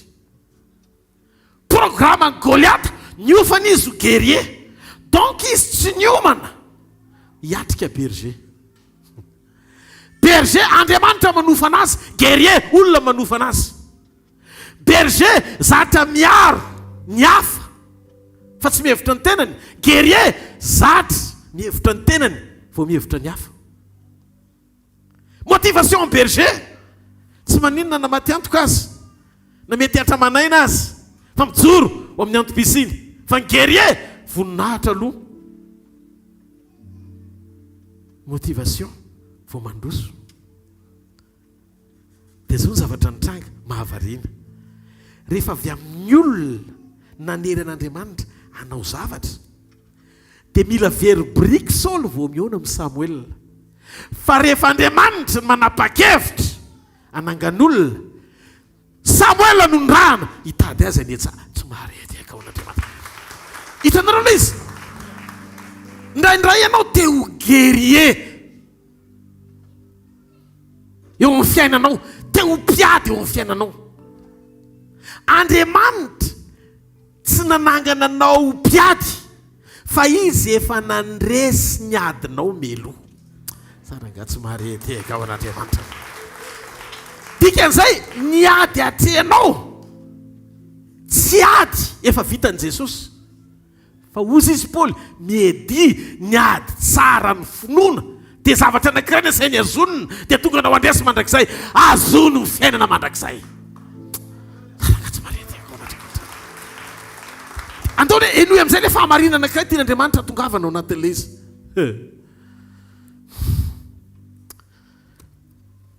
Zay no mahatsara anao mampiasa ny fonao an'Andriamanitra.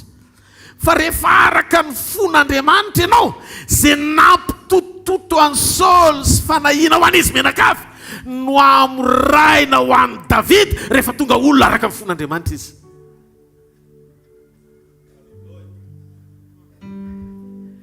Vokatra ihany no nitranga teo amin'ny Saoly sy David, samy mpanjaka ireo. Fa nitronina ny Saoly fisasarana, fa nitronina ny David fatakarana.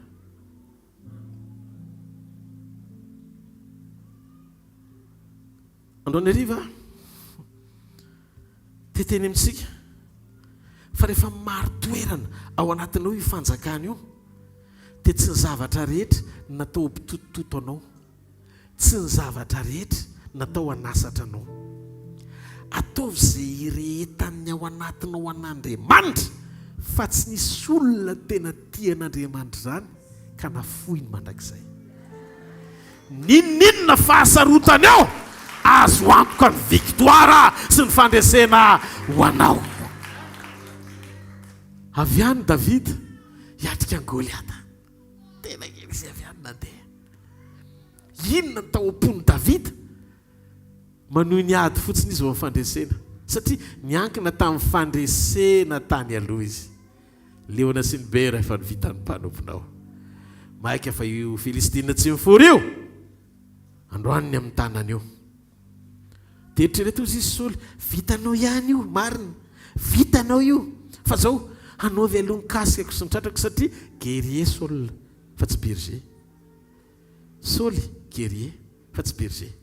Miantehatra amin'ny armature, geza be, fiarovan-tratra, épée, satroka vao mandeha.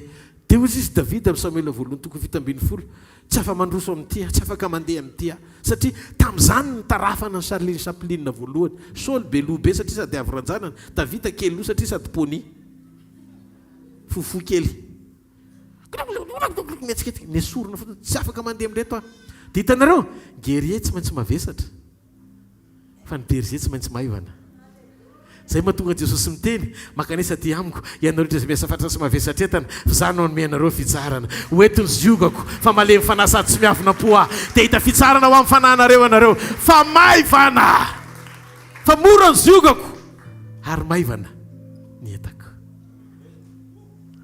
Niatrika ny mavesatra sy maivana. Davida tonga dia nesorony daholo, niaritratra sy nrehetra fa tsy vitako, satria tsy nampianarina hitoky amin'ny tony aho, fa nampianarina hitoky amin'ny ara-panahy. Zavatra netiny David, zavatra azoko tsy pilotra tsy mitady. Ny Goliaty, lefina mavesatra be. Dia hozy izy David, ny maivana ihany ny tonga aloha noho ny mavesatra.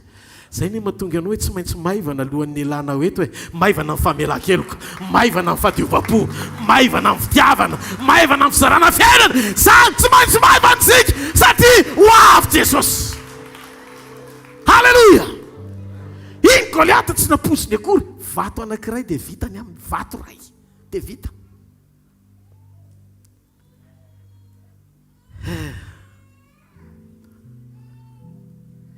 Misy fatakarana nan Davida tsy nananany Goliata mihitsy, satria Davida efa zatra manambatra. Goliata ao anaty ady vao hitady fandresena. Davida efa nandresy milohan'ny ady. Ianao ne taranaky Davida avy amin'ny Jesosy Kristy, miankina tamin'ny nahafatesany fandresenao, tsy miady rereto ambonin'ny tany ianao. Mety foloa aloha zavatra hita androany, fa aza matahotra ianao. Dia efa eo ampikononkononana ny fipoahana ho anao Andriamanitra. Efa manana planina amohananao izy tamin'ny fandreseny. Raha ianao izay olon'izay mite hafa mafy ho an'Andriamanitra. Halleluja! Misy zavatra tsy ho ampozinao mihitsy fifaompon'Andriamanitra ho anao. Ianao io teny hoe za ty hoe manana planina ho Andriamanitra, fa mila maivana amin'ny famelan-keloka amin'ny olona rehetra, na iza na izy, ataovana tsy hoe free. Tehaka mafy be ho an'Andriamanitra. Raha tsy hainantsika izany dia tsy hitantsika mivokatra izany. Mila mianatra isika ho fanahy raha te hiaina zavatra miafina sady goavana momba ny fanjakana io. Manaja maneky ny tenin'Andriamanitra. makatoava mampiara zay fahamarina lazainy mila mianatra tsika isan'andro miasa saina aiza ho aiza ho amin'ny teniny zavatra ijoroako androany raha ianao misy fahoriana be tena ianao mangeja be dia tena zioga avy amin'Andriamanitra ve zao sa za mamorona nyty ziogako ty eo amin'ilay mangingina tsisy mahita atao vitan'Andriamanitra hoe misy maso mijery ianao ao amin'io fanjakan'Andriamanitra io dia misy prinsipa natao iainana tena fanao ao amin'io fanjakana io mihitsiny ary tsy mety fa raha tsy iainanao io dia tsy ao aminao ilay fanjakana ny fitombotsika eto amin'ity fanjakana ity zany dia azo tarafina amin'ny toe-po feno fahatsapana ao anaty fa n'Andriamanitra ny zavatra rehetra zay aloha voalohany tena mifona raha miteny an'ity teny ity fa fahamarinana loatra le izy voalohany aloha ianao zany tsy azo lazaina hoe olo ny fanjakan'Andriamanitra raha tsy votsitra eto an-tany votsitra mihitsy alohanao eto an-tany zany mahatonga ny asan'ny apôstôly 5 Andriamanitra nampiombona amin'ny fanana amin'ny mpianatra rehetra ho iray mba tsisy amin'ny anankiray atsapa-tena ambony noho ny hafa vokatry ny fanana ny zavatra mihoatra noho izay ananan'ny hafa manodidina azy hitanao le toe-po miraikitra ny fanana na tonga n'ilay mpanankarena tsara fanahy tsy afaka nandroso satria rehefa nysedren'Andriamanitra izy hoe avaroto ny fanana oatra dia ome malaina dia anaraka anahy tsy afaka nandroso izy satria mbola niraikitra tamin'ny fananana ny fony mila vita batisa amin'ny tsy fireketana amin'ny fananana sy ty tany ty ianao vao maivana zany mahatonga eo amin'ny asan'ny apôstôly 5 tsy dimy makory fa tsasaky mifananana eny nomeny amin'ny asa safiry rehefa tsy marina atao anaty fanekena dia nikarapoka teo anatren'ny apôstôly satria tsy marina fa ty tena mbola misy miazona ka ny fitombona dia miankina amin'ny fanekenao apiatra sy iaina ny tena fahamarinana tsy misy kilema fa manaiky tsika iaina sy androso amin'ny fahalalana tsara hitombo amin'ny famonjena sy androso faingana amin'izay programa ilan'Andriamanitra antsika tsy afaky ny omaivany ianao iran'Andriamanitra hanao zavatra tsy vitanao raha tsy efa maivany ianao teo mpanataterahana zay asain'Andriamanitra ataonao pasteur Dodolo fa tiaona zany ato amin'ity fanjakana ity dia zay manaiky anina toe-po ho mpitatana ny fananan'Andriamanitra no atao hoe voata manana toe-po mpitatana ny fananan'Andriamanitra misy fotoana mila fantatsika fa zany ny anisan'ny sedry hitarafana mazanak'Andriamanitra atsika tsy nala tao ohatrano Zakaios fa Jesosy raha tsy nafony atsasaky ny fananana izy nanonotra avo efatreny zay nangalariny say vao vita ny resaka dia mivoaka Jesosy ozy Jesosy hoe vita androany vita ny famonjena zanaky Abrahama amin'izay zay vao nasinsiny hoe zanaky Abrahama zany hoe Zakaios zany tsy nanambara tena fa zanak'Andriamanitra fa Jesosy no teny tena authentique io rangaha io vosiny satria votsitra kitsika ho aza zatra mamenoty ny tenantsika fa avelao ny hafa no hitantaratra fa efa mety sika zarangatso mareteka ho anatao dia ozy izy rehefa hitako fa matotra raha toe-po ianao dia zao afaka hisitraka tsara amin'izay ianao an'le lova zanako io le hoe fa fahatsika mitatana ny lova avy amin'Andriamanitra io dia hita soritra amintsika votsitra tsy miraiki-po amin'ny zavatry ny tany zany hoe zay sarobidy amin'ny olona tsy matotra dia tsy nitsinina amin'ny olona matotra ao amin'Andriamanitra resaka momba ny tany tsika eto manapaha ianao hevitra mako baiboly ohatra dia mbadin'io zany zavatra lazaiko zany na marina na tsia dia manomboa mianatra mampiatra n'le teny aza miasa saina satria mafy be ny fanoherana fa miasa saina raha mbola tsy tomombana akory na nanomboka teo amin'izay zavatra nandrasan'Andriamanitra ahoana moa tsika ny hoe voataka nefa ianao miazona sy tsy mamela heloka ao anatinao tsory hitanareo ny sakana faran'izay raha tsy indrindra eto ambonin'ny tany raha sanatrika miainao anaty vesatra tsika nefa dia davintsika saromana amin'ny asa tsara ety ivelany zay vesatra tokony hoe sorona ao anatsika ohatra ianao tsy mpamela heloka ianao makahala ianao miavonavona tsy manetry tena fa zao fotsiny mandobenao am-piangonana anisan'ny tena lolohany mihitsy amin'ny resaka vokatra toerana ao amin'ny asa fanompona manana eo amin'ny droite du père mihitsy dia nefa izy Jesosy tsy mba namaky matitoko fadimy akory andiny fatelo am'roapolo ka hatramin'ny dimy fefatra am'roapolo mba ataovy mivandravandra kely ny raha malala ao amin'ny tompo hoe matitoko fadimy andiny fatelo am'roapolo ka hatramin'ny dimy fefatra am'roapolo ary amin'izany raha mitondra ny fanatitra eo amin'ny alitara ianao ary eo no mahatsiaro fa ny raha alanao manana alahelo aminao andiny faefatra am'roapolo dia avelao anolohan'ny alitara mifanatitra ka mandehana aloha ataovy izay havaranao amin'ny raha alanao ary rehefa miverina dia voatery ny fanatitra ao toe-panaraka an'Andriamanitra ambony lavitra mihoatra noho ny fanatitra sy ny zavatra hafa rehetra ka ny fitahiana amin'Andriamanitra tsy volaterinao anaty rakitra fa toe-po misokatra sy madio an'Andriamanitra mahafapo azy amin'izay zavatra rehetra ataonao. Ao ve tsika? Ka ny fanjakan'Andriamanitra dia miompana indrindrindrindra amin'ny fifandraisana sy fiombonana aminy. Jesosy maneho fa firaisana sy fiombonana amin'Andriamanitra mifototry ny fanjakany aloha. Salamny namana anankiray tsy mihafahafa. Zay ny lazainy amin'ny Lioka toko raiky ambin'ny folo andiny fadimy ka hatramin'ny andiny fahavalo mandondona amin'ny alina misisika makao amin'ilay sakaiza satria tonga ho ilay sakaiza anankitelo ny anankiray ilay sakaiza ao an-tranon'ilay sakaiza anankiray tonga mitady ny sakaiza ny hafa izay indramany mba hanomezana n'ilay sakaiza tsy fantatry ilay anankiray izay indramana. Zay ilay Lioka toko raiky ambin'ny folo andiny fadimy ka hatramin'ny andiny fahavalo mitady anina izy. Dia ozy izy raha misisika izy ozy izy Jesosy noho ny amin'ny fisakaizana ihany dia ataon'ilay izy ary izy aminareo ozy na dia tsy haingany mihazo noho ny fisakaizana azy izy dia hifoha noho ny fitaraina amin'ny fatratra ka ny mihazo izay ilainy. Himbetsaka Jesosy manao fanoharana ohatran'io ao anaty Baiboly midika fa misy ny atao hoe fisisihana vokatry ny fahalalana fa sakaiz'Andriamanitra. Ny toetra an'Andriamanitra no asehony eto tsy manelingelina azy ianao na mivavaka amin'ny 12 alina satria mbola tsy matory izy amin'izany. Rehefa namana akaiky ny fonao dia mora hitarainanao. Na risika Jesosy no mandray fanapa-kevitra ho an'ny olona izay manam-pahasahiana antony azy. Paoly moa dia nafantatra an'io dia tonga dia nilaza mihitsy izy eo amin'ny bokin'ny Hebreo toko faefatra andiny fahinambin'ny folo. Zao ny voasoratra amin'ny anaran'i Jesosy kaoka isika nantona ny seza fiandrianana ny fahasoavana amin'ny fahasahiana mba azahoantsika famindrapo sy ahitantsika fahasoavana ho famonjena amin'izay andro mahory aza manary ny fahasahiana reo izay misy valo lehibe. Hebreo toko fahafolony andiny fadimy amin'ny telopolo ihany koa mitady ilay sakaiza na amin'ny alina azy hozy Jesosy.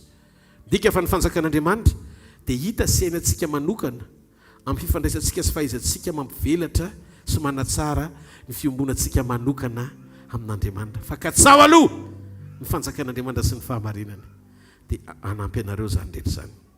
Misy olona ne samy mifady anina ohatra zao tamin'ilay fifadikanina teo. Raha mijery eo zao anatin'ny fifadikanina be dia be ny motivation mampifady anina ny olona. Amin'ity taon-jaobily mba tiako hirefitra amin'izay ny fiainako zany ny fadiany anina.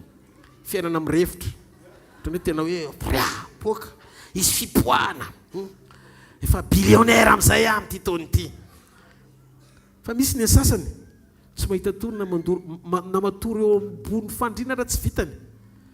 Ny hafa vao mipika ny andro aiza ny loka fa izy raha ny kely ny sotrony satria tena tianana communion lalina amin'Andriamanitra. Tsy matory ambony fandriana akory fa matory eo amin'ny tany.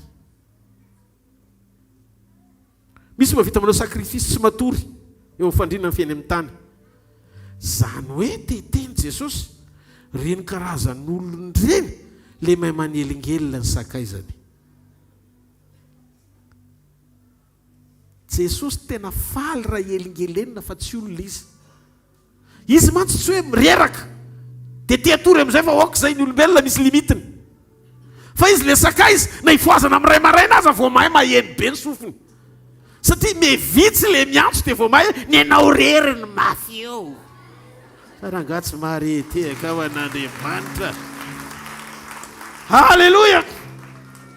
Ny hoe mahita an'Andriamanitra dia mametraka azy tsy hita maso eo amin'ny toerana mendrika azy mikonsidere azy toy ny hoe hita maso sy mahitanao. Averiko ny hoe mahita an'Andriamanitra dia mametraka azy tsy hita maso eo amin'ny toerana tena mampety sy mendrika amin'ny Mandriamanitra azy, mikonsidere azy toy ny hoe hita maso sy mahitanao. Jérémie, tsy rahalahy Jérémie ny tsoko. Jérémie toko 7:20 andiny faraika ambin'ny folo ka hatramin'ny 7:10. Fa izaho mahalala ny hevitra iverako anareo ho Jehova, dia hevitra tonga fiadanana fa tsy loza, mba hanome anareo fanantenana ny amin'ny farany. Ary antso ahy ianareo ka andesy hivavaka amiko, dia hiaino anareo aho. Ary hitady ahy ianareo dia ho hitanareo aho, raka-tsahy ianareo amin'ny fonareo rehetra. Rehefa feno ny fikatsahana an'Andriamanitra amin'ny fo rehetra, fa tsy hoe amin'ny fo amin'ny ampahany. Tsy fombafomba no ilaina ao anaty communion, fa ianao maneho ny ao am-ponao amin'ny fitiavana manery ao anatinao, fa mila azy ary miantetra amin'ny tanteraka. Mahay miantso sy mandondona mahakasika ny fony ao anaty fisisiana manaitra azy amasakaizanao azy. Samy manantona sy mikasika an'Andriamanitra daholo ny olona rehetra, fa mitoe-po sy etaeta na ny motivation tsy mitovy. Mingavy ianao aho, samy manompo an'Andriamanitra sy mivavaka daholo ny olona rehetra, fa aza mijanona eo amin'ny fanohan'ny olona rehetra ianao. Ny olona rehetra hatreo amin'izay ilany an'Andriamanitra ihany, ary maro amin'ireny ny eto an-tany daholo ny antony, fa ny tena fahagagana dia natao an'izay mino miala eo amin'ny maro fa mandroso eo amin'izay ilà n'Andriamanitra azy. Marka 5:5-7. Nisy fotoana Jesosy nandeha teny an-dalana.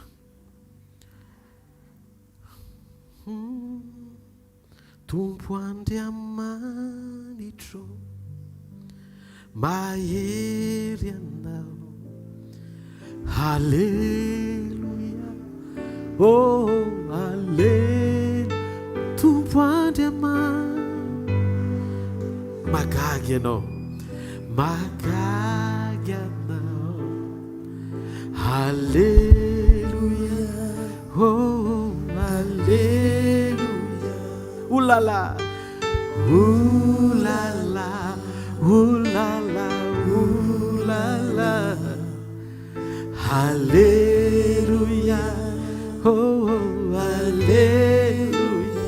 Marka 5:5-7. Ary niaraka tamin'izay dia fantatry Jesosy fa nisy hery niala taminy, dia niodina teo afovoan'ny vahoaka izy ka nanao hoe izy zany manendry ny lambako zany. Fa hoy mpianany taminy, hitanao zao vahoaka amin'ny fanety zao ka hoy ianao hoe izy zany mahendry ahy. Hatreo hoy Jesosy hoe izy zany manendry ny lambako. Izy le manendry ny lambako teo. Toy ny mpianatra hoe mpampianatra, olona maro no mikasika sy mifanety ireo ka izy no tiana olazay. Andriamanitra mahalala ny tena mikasika azy sy ny sendra nahakasika azy.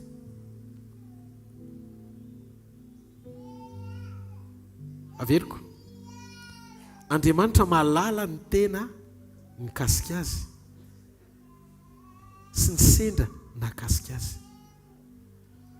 Eto tsy hoe mikasika pasteur, tsy hoe mikasika mosoara, fa Andriamanitra ndresahako. Hoy Jesosy hoe misy mikasika nahoana. Manazava Jesosy hoe fa maninona ny tenanao misy mikasika? Misy hery niala tamiko. Ny hoe fa nahoana ny misy mikasika ka nahatonga ilay hery niala tamiko, dia midika hoe tsy kasika normal le izy. Dia hoy Jesosy hoe reko ny fialan'le hery niala tamiko ny epita ho any amin'ny fanafanan'le olona nkasika teo. Fa zao mahavariana, nampaminany sy Andriamanitra ary Jesosy, tsy fantany hoe nakaiza aloha le hery. Toy Jesosy teto hoe za mantsy na tsy voatery sokatra aza mivavako entrepôt-na fanasitranana, dia nandre fa misy olona manana lakile na mokatra le izy dia naka tao. Toy ny mpianatra hoe Jesosy eo, ianao ve tsy mahavoafeny herinao e? Maro ny olona teo e, nahoana nisy maka hery nefa tsy mahafantatra ny tompony fomba ahoana ary le olona koa tokony betesina mihitsy fa olona tsy mba mierana kely akory na malala fomba fa maka zavatra tsy anazy dia hozy Jesosy hoe misy olona manana lakileka afaka nanokatra an'le entrepôt dia naka ny anjarany tao izy nefa tsy nera tamiko inonareo clé io dia hoy Jesosy tamin'ilay vehivavy amin'ny 7:30 ary izy tamin'ny anaka ny finoanao nahasitrana anao mandehana Zoma tsara jereo ao anaty baiboly raha mbola niteny frazy ohatr' io Jesosy hoe anaka fa io vehivavy io rery nahazo an'ilay izy nefa fihetsony Jesosy ianao zanak'Andriamanitra ianao tsy mahareteka Andriamanitra dia hitanareo ty vehivavy ty voalazany Jesosy fa ny finoan'ilay vehivavy ny voalaza eto Jesosy tsy nanasitrana n'ilay vehivavy avy aminy mila fatatsika aloha io Jesosy tsy nanasitrana n'ilay vehivavy avy aminy fa ilay vehivavy naka fanasitranana tamin'i Jesosy tao amin'ny entrepôt-any tsy teny tamin'i Jesosy olona rehetra hoe mba mety ho tanana fa marary tsapaka mila vonjeo ohatra amin'ny Bartimeo dia raha reny dia Jesosy inona ny tianao fa ataoko aminao avy amin'ny Jesosy ilay fanasitranana décision Jesosy ilay fanasitranana fa misy tsy fanasitranana avy amin'ny fanapaha-kevitry ny tompo fa raisin'izay zanaka manapahatakarana mpinoana ny tompo ao amin'ny entrepôt-any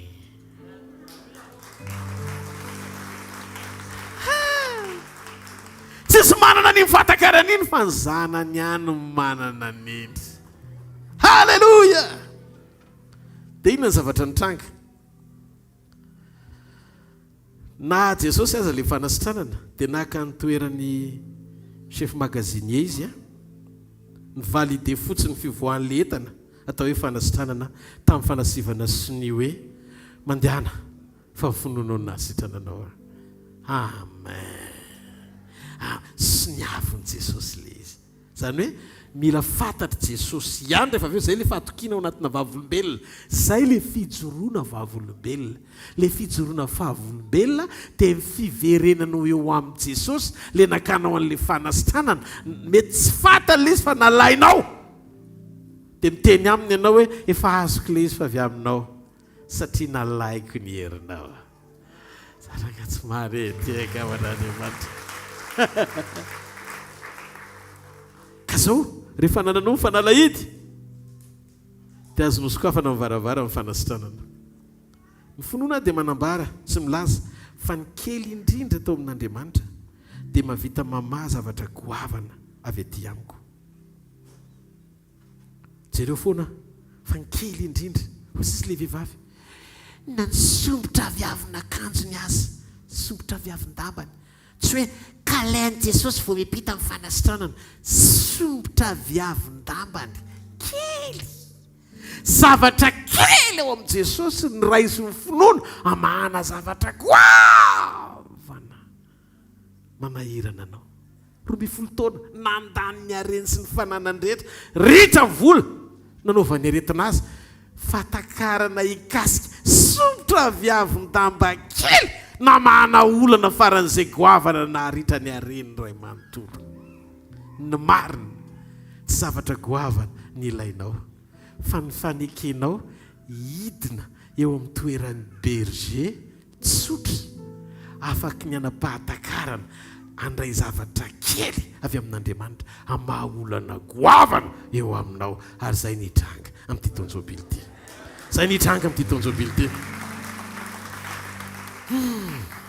ngadintsika le vehivavy avy any le vehivavy kananita Jesosy avy any Nazareta marary ny zanako vavy fa mandery ianao mba nasitrana azy za tsy nirahana afa-tsy amin'ny zanak'ondry very amin'ny zanak'Israely ozy izy Tomasy mandana miverina fa tsy ho anao ny fanasitranana dia nandeha anjy izy dia nandeha Jesosy toy izy le vehivavy tsy tompoko masitranona ny zanako vavy dia hozy Jesosy tsy mety raha ho an'ny ambo kely no mofonjaza toy izy le vehivavy nyteny tamin'ny Jesosy ie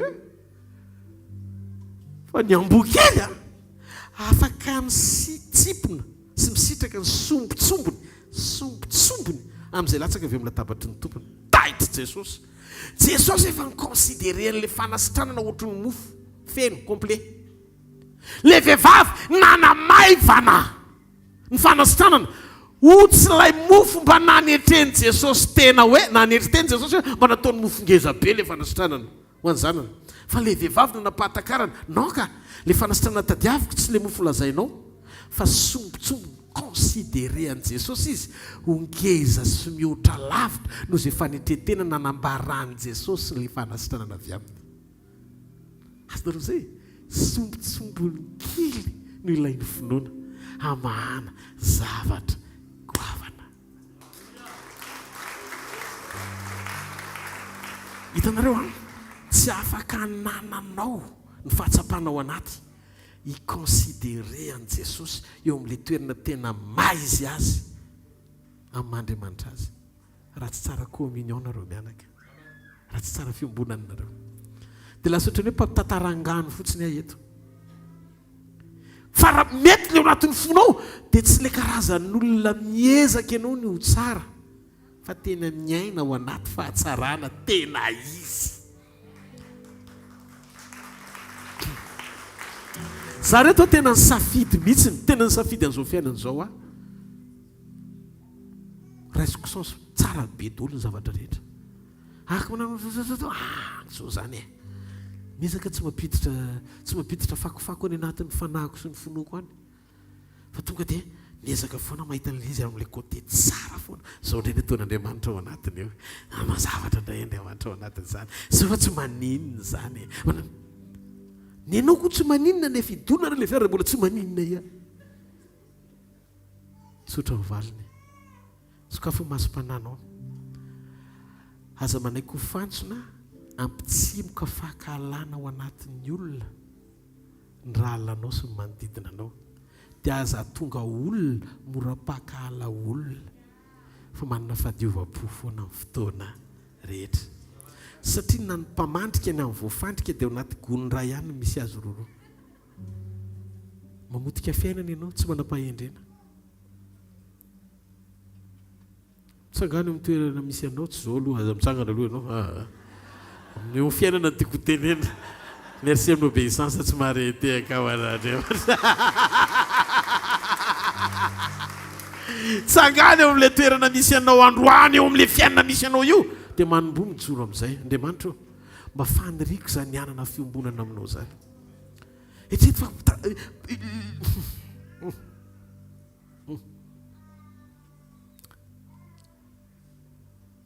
le kapitaine romanina mararana ankizy lahako fandahorinao any an-tranoko mba hasitrana azy tonga saina tampoka izy tsy mila makany indray ianao ka tsy mendrika hidiranao ny tafitranoko fa ianao miteny ray fotsiny eto dia savany any. Tenina ozy Jesosy naka toerana tiranga ty tsy jiosy fa jentilisa nefa manapahatakarina mihoatra ny reto grand apôtre général manodidina reto Petera Jaune ry anina nateo amin'ny jiosy azo Jesosy dia mila mahazaka fahamarinana. Mbola tsy nisy finotra n'io lehilahy io na teto amin'ny jiosy aza teto amin'ny Israely. Raha ny tokony izy tokony sorena be ry Petera hoe fa inona fotsiny zany zay firy taona nanarako anao. Zay zany zao inona fotsiny eto. Tsy mora sorena. Tsy mora maratra satria nomen'le kapitaine tokoa ary le zavatra nilainako. Tsy Jesosy rehetra ny mila makany fa singa avy amin'ny Jesosy eny ambavany hanova zavatra kely no entin'ny finoana hamahana zavatra goavana eo amin'ny fiainanao. Hitanareo amin'izay Andriamanitra dia tia mamaha olana goavana miainga avy amin'ny tapahatsorana faran'izay ambany indrindra. Zay mahatonga ny lalina makany an-danitra tsy miakatra fa midina fanetretena. Satria rehefa manetry teny ianao dia sandratr'Andriamanitra Andriamanitra tia anana toky sy antoka fotsiny toe-ponao manakijoro amin'ilay ampitisiana ilany ianao anamorano ny ambony rehetra amin'izay ilanao azy.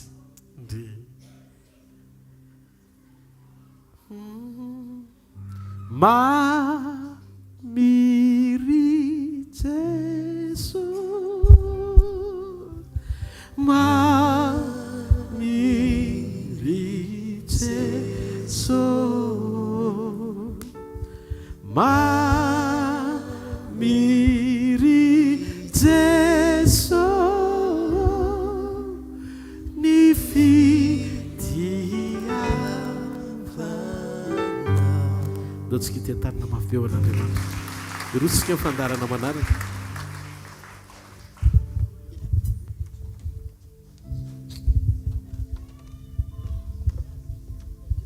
Alléluia. Alléluia. Fa miarabantsika amin'ny anaran'i Jesosy. Araka ny nambaran'ny mpanompon'Andriamanitra tao teo amin'ny Matthieu 5:17-20 dia toe-po misokatra sy madio no ankasitrahan'Andriamanitra rehefa manao fanatitra tsika. Ataovy tena madio be ny fonao. Iny indraindray mangataka ihany ataovy madio koa le vola omenao fa raha sendra tsy voahomana izay tsy maninona. Fa ny fonao no tian'Andriamanitra adio, izany no ankasitrahany androany. Amen. Manaraka izany ny fotoanantsika eto amin'ny asa fanompoana, raha ampitso manam-potoana eto sika fandraisana fanasan'ny tompo. Fandraisana fanasan'ny tompo dia fomba anankiray anapory fonao amin'ny fomba hita maso fa miombona amin'Andriamanitra ianao. Amen. Ny fandraisana fanasan'ny tompo ihany koa dia fomba anankiray anehoan'Andriamanitra fa mifandray amin'ny fiainana mandrakizay ianao. Ny dikan'izany ataovy sarobidy eo am-potsika ny fotoana raha ampitso. Iny mama fa manomboka mitsangana dia ararotina rehefa avy eo fa hiarahaba azy tsika. Nao tehaka mafy be tsika alohan'i Jesosy anniversaire-ny. Alléluia. Dia rehefa avy eo izany fa tantaraiko aminao aloha zavatra iainantsika amin'ny herinandro indray misy sekoly. Ny zavatra tsaroko nisy fotoantsika teto dia nisy an'izany hoe fahagagana zany. Dia nitoriana tetiko hoe fahagagana naiza naiza. Dia nambara teto hoe mihoatra noho ny fahagagan'Andriamanitra mpamorona izy. Dia nitohitohy hatrany le izy famoronana, fanotronana. Mizatra be da be tian'Andriamanitra ampianarina antsika. Fa mila mamonjy sekoly koa tsika mba maharaka tsara n'le ritme. Tsika zao tsisy nahalala mihitsy hoe isy an'izany Covid zany. Fa ny eto amin'izao tontolo izao zany mievolue be. Dia Andriamanitra koa maharaka n'le évolution dia mampianatra antsika izy. Dia mila sensible be tsika amin'ireny sekoly izay resahany eto isan'andro reny satria amin'ireny ny hanomezana anao fitaovana vaovao indray hiatrehana n'ilay zavatra miovaova eto amin'ity fiainana ity. Araka ny ten'Andriamanitra hoe eto amin'izao tontolo izao ny ahitanareo fahoriana, ilay fahoriana miovaova. Dia amin'ny fomba ahoana moa ny ahafahantsika miatrika an'ilay fahoriana raha tsy mianatra tsika miatrika an'izany. Dia omen'ny tompo antsika isaky ny latsinainy talata alarobia ny fanalahidy hiatrehana an'ilay fahoriana. Dia tianentana anao manokana mahonjay sekoly. Misy vaovao eto amintsika eto ilay sekoly tsy rehefa tonga eo ianao dia tsy misy hoe droit d'inscription na inanina fa maimaim-poana. Dia ianao raha no omena indray. Tsy omena voly ianao fa omena fiainana ianao rehefa vita ilay sekoly. Alléluia. Latsinainy sekoly mpanana olana, la talata sekoly mpanasitranana, dia ny alarobia sekoly ny tokantrano sy fanambiana toetra. Dia izany no ianarantsika isan'andro ao amin'ny super U Analakely manomboka amin'ny fitoraka hatramin'ny valora sy sasany. Azadino latsinainy talata larobia. Ny lakamisy tsika tsisy fotoana. Rehefa ohatra anao ka tia hita fotoana lakamisy maraina dia jereva amin'ny hvkl-mission na mieno radio FM 90.8. Dia afaka mandray foana ianao amin'ny tompo. Dia ny Zoma fotoanantsika tahaka ny androany amin'ny 4 reto dia ny sabotsy zany mazava ho azy fandraisana fanasan'ny tompo foana. Dia miazatsika ao anatin'izay rehetrarehetra izay miomby mibavaka mandrakariva mezahantsika ao anatin'izay miomana mandrakariva fa tsy fantatritsika ny fotoana ka dikan'izany a mila mivonona mandrakarivotsika isan'andro aza dino ny mitondram-bavaka ny centre hvkl-mission matotsika ohatra mbola kelikely ohatr' zao ngamba zany ny atondrantsika le toerana dia tokony findratoerantsika mba ho bebe kokoa noho itsika zao a no andray an'izany teny fiainana sy mba hiaraka hifaly amin'ny fanatrehan'Andriamanitra ny dikan'izay aza dino a ny mba mitondra ny olona izay mety fantatrao mba andray an'izany teny zany koa teny fiainana dia mba ho isan'ny ao anatin'izantsika tsirairay avy. Alleloia, alleloia. Andaontsika tonga dia hivavaka mamfanatitra dia avy eo miditra pasteur Zao a anatanteraka ny fifampiarabantsika rehefa avy eo. Iary itsangantsika raha mety ianao a. Andriamanitra amin'ny anaran'i Jesosy a misaotra tompony amin'ny fitiavanao sy ny famindraponao. Na reraka ary izay dia mahatsiaro hoe mahery satria mandray teny fiainana avy aminao. Misaotra tompo ary androany manokana dia manavao ny fanoloran-tenanay izay manolotra ampitiavana sy ampifaliana ny fanatitra fahafolon-karena sakrifisy. Raisy tompo izany a mba ho antra-kasitrahana tokoa mba hitahinao ihany koa ny tsirairay avy mba tsy isy diso anjara. Misaotra ray amin'ny anaran'i Jesosy a. Amen. Andaontsika hitehaka mafy be voninahitry ny tompo a andraisantsika pasteur Zao. Tehaka mafy itsika ho an' Jesosy a mangataka ny pasteur sarehetra izay mba manatrika eto a iarahieraba ny reny ampinoana izay atsangan'Andriamanitra tao anatin'ny asa fanompoantsika dia mangataka satria isika pasteur no misolo tenany rehetra ny tena marina dia ambara-piakatra izy ireo a dia avy atrantsika eto amin'ny eto tonga dia efa hiritsika ankalazan'izany fotoana anankiray izay tsarotsika isataona teo izao.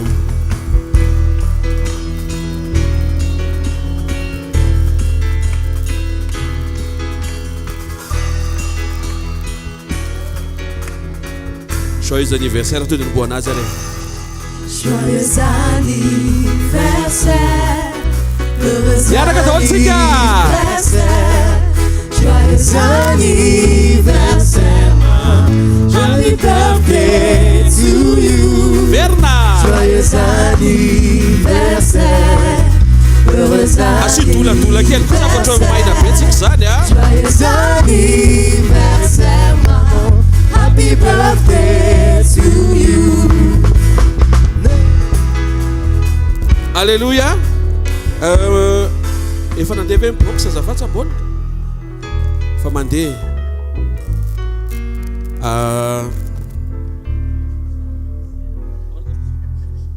mandroso tompoko azafady fa tako ny mpakasarina reo dia tsy hitany raha mbola afaka mandrosondroso kokoa toa ny eo amin'ny toeram-pira mantsy eo fa eto ny ray aman-dreny azafady mbola mandrosondroso kokoa tompoko tsy hita tsara le beauté raha vao lavitavitra mbola alofa eo ary tompoko alofa eo ary.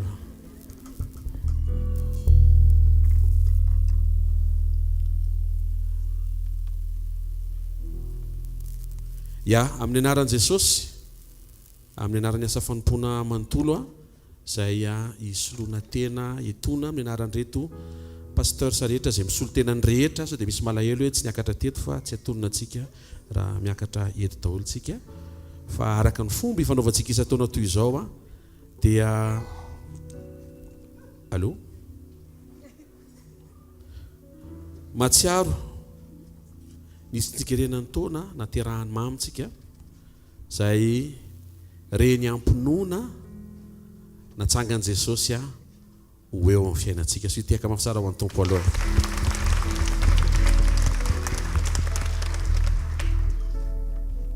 Rehefa mijery ny baibolitsika dia nanendra reny Andriamanitra ho andreo mpanompon'Andriamanitra izay nampiasainy sy nisehony nanandanja be teo amin'ny fiainan'i Isaka ny fisian'i Sara ary ny baiboly dia milaza fa tsy afaka mihitsy ny alahelon'i Isaka satria tena fandraiam-po izy mianaka. Rehefa mijery koa tsika ny tantaran'i Jakoba dia poingeza be natanteraka ny antom-pisian'i Jakoba fisiany Rebeka zay tena hoe nanao sorona ny antom-pisiny mba hatateraka ny antom-pisiny ny zanany. Reo no mety hoe voatanisa fa rehefa mandinisika dia misy reny ao atsangan'Andriamanitra sy ampiasain'Andriamanitra. Hitaiza namboatra sambosa, aleloia, anendinendy ireo karazana sakafo maro samihafa zay tena tsara tokoa voninahitry ny tompo. Fa hitaiza indrindrindrindra satria ao anatina asa fanompoana anankiray dia tsy maintsy misy ny ray aman-dreny atsangan'Andriamanitra ho ray aman-dreny ampinoana. Ary mankasitraka ny tompontsika fa tsy asa fanompoana kamboty ny asa fanompontsika. Tatsika hitehaka mafitsara an'Andriamanitra. Misy dada dia misy mama. Isesy moatsoatso ny fiarabana, fête de père, fête de mère, bon anniversaire, isesy Pâques, Pentecôte, Ascension, zara ary misy ireny ifampiarabana. Raha tsisy koa ireny mbola iraba foantsika. Dia ampifaliana izay ampitiavana be androany satria mijoro etona mahatsiaro hoe fotoana anankiray sarobidy ao anatin'ny taona, ilay fotoana anankiray markena hoe ateraka. Sarobidy zany.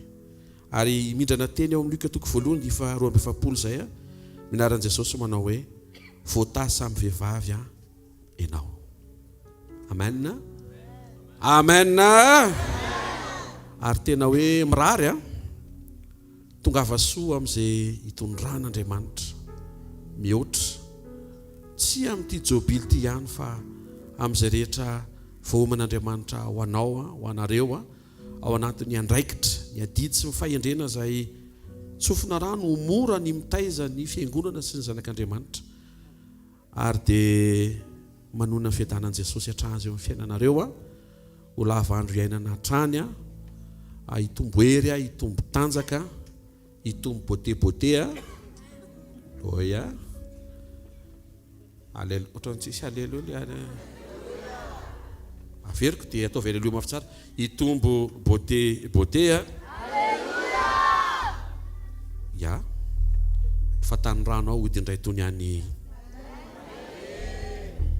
misy ny teny ino tsana tenenareo hoe fatany rano ao hodindray tony any. Amen. Tony amin'ny voro mahery. Aleluia. Ny tompo hiasa hatrany. Izy zay nifidy izy zay niantso ary izy zay nanendry anao eo amin'ny toerana mareny.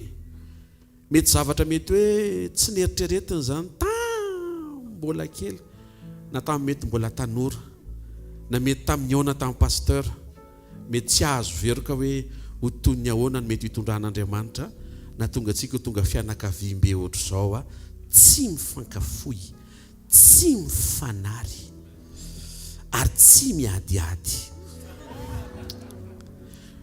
Ny antomatonga izay misy dada sy mama ao ambadika ao mamerimerina amin'ny laoniny, mibedy rehefa tokony ho bedesina, manintsy rehefa tokony ho itsina, mampahery rehefa sedra kivikivy, manendy samboza rehefa nonanona ianao tsy haiko andro ohatry miverimberina izay fa mety misy faminany ety ny tompo iaviana angamba fa resakitsika rehefa avy eo. Halleluja.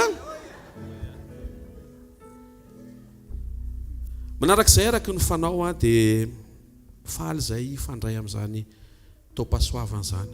Dia ndreto izay menakavy kely miaraka amin'ny anjara fiarabana izay avy amin'ny fonay, avy amin'ny isa tokantrano, isa tsampana, avy amin'ny isa ambatan'olona. Hoavo ny fotoana, teny an'izany foana, hoavo ny fotoana. Tena hoe any amin'ilay tena hoe tafa mihoatra noho izay ny androany nareo efa tafa fa mbola le mihoatra be fa mbola anome foana izay satria tsy avy amin'izay mety ho abetsahany zavatra nananareo mahatonga anay manome fa avy amin'ny abetsahany fitiavanay anareo ny mahatonga anay manome. Manarak'izay dia mitondra ny teny rehetra manambara fa tianay be ianao aloha mazava ho azy fanareo zany. Halleluja. Dia tsika hiteka mafy tsara ho an'i Jesosy dia amaly an'izay kabary mpitiavana izay ry zareo dia avy eo hivavaka tsika iombonantsika fifaliana tan'izao ankonana mambe zao. Alleluia. Palmerapanareo dia makasitraka ny pasteur sa rehetra, makasitraka ny sampana rehetra, makasitraka antsika rehetra na tsiaro an'izany hoe atsingeritaona terahan'izany dia eto moa dia mamerina fisaorana hoe misaotra betsaka ny amin'ireo teny mamy be dia be ny zarainareo tena nakasika amin'ny fo tena hoe mahatsiaro tokoa hoe tiana dia Jesosy atsiaro anareo rehetrarehetra amin'ny fotoana izay eritreretinao hoe efa tsy tanao tsony indraindray ny lalana andianana dia aza kivy izany fa Jesosy matsiaro antsika foana. Misy zavatra tsy ampozinao indraindray fa ny zavatra takian'Andriamanitra amintsika dia izao mandroso foana manana communion firaisana aminy fa rehefa izay ny tanteraka Jesosy tsy manary ny akamany izany. Androany te hampahery antsika, androany te hiteny antsika hoe tia ve antsika rehetrarehetra Jesosy. Aza soronao am-pontsika mihitsiny izany. Mety hoe mandalo fotoantsika, misy fotoana mandalo ady ohatra na zavatra mavesatra fa aza atao miala ao anatinao hoe Jesosy eo anilanao foana. Rehefa manana an'izany fahatsapana izany tsika dia Jesosy tsy hanary an'izany fanantenana izany.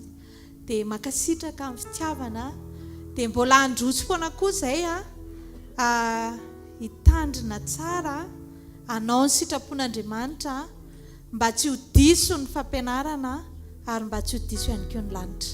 Etahin'Andriamanitra tompoko.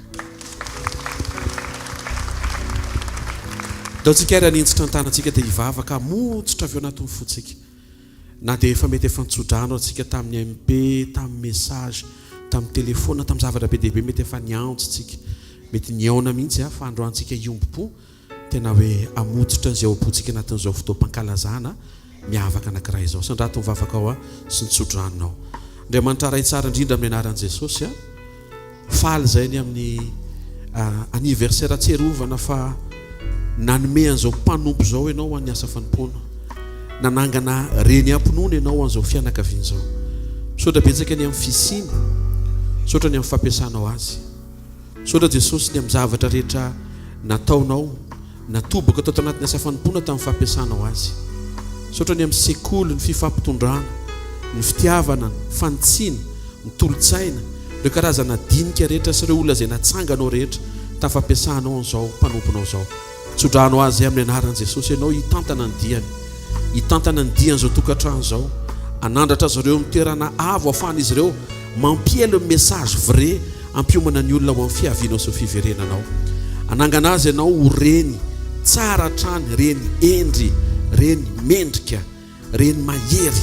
Ho mihoatra noho izay efa nanangananao azy sy nampiasanao azy hatreto, ny mbola hitsangananao eo anilany sy ampiasanao azy avy ao anatiny atonga an'izao mpanomponao izao mpanompo maneho ny endrikao amin'ny zavatra rehetra amin'ny toerana rehetra amin'ny anaran'i Jesosy. Mivavaka izay Jesosy mangataka tombonandro, hery sy tanjaka, fahasalamana, fahendrena, fahalalana tsara anao, fahatakarana, fahasoavana, fitahiana sy izay rehetra mety tsy voatono ny vavanay miaraka eto fa homaninao avy ao am-ponao ho azy. Amin'ny anara maherin'i Jesosy Kristy venina masina sy manan-kera avy any Nazareta, sika rehetra hiaranao hoe amen. Tiaka mabe ho an'i Jesosy. Maso makatoerantsika. Sotra tompoko, ndaontsika ity tanana mafy an'Andriamanitra. Hita ianao any Jesosy, hitanany hiaro anao kaniomby nunariseu hita ianao any Jesosy. Ofofainy amin'ny lanitra ny tanao dia misoran'Andriamanitra ny fonao manontolo, makasitra azy ny amin'ny teniny, misora azy ny amin'ny fanambarany, misora azy ny amin'ny kasika tao anatin'ny teny, ny kasiny fiainam-pananao, ny kasiny ny ainao, ny kasihany anio vatantsika io.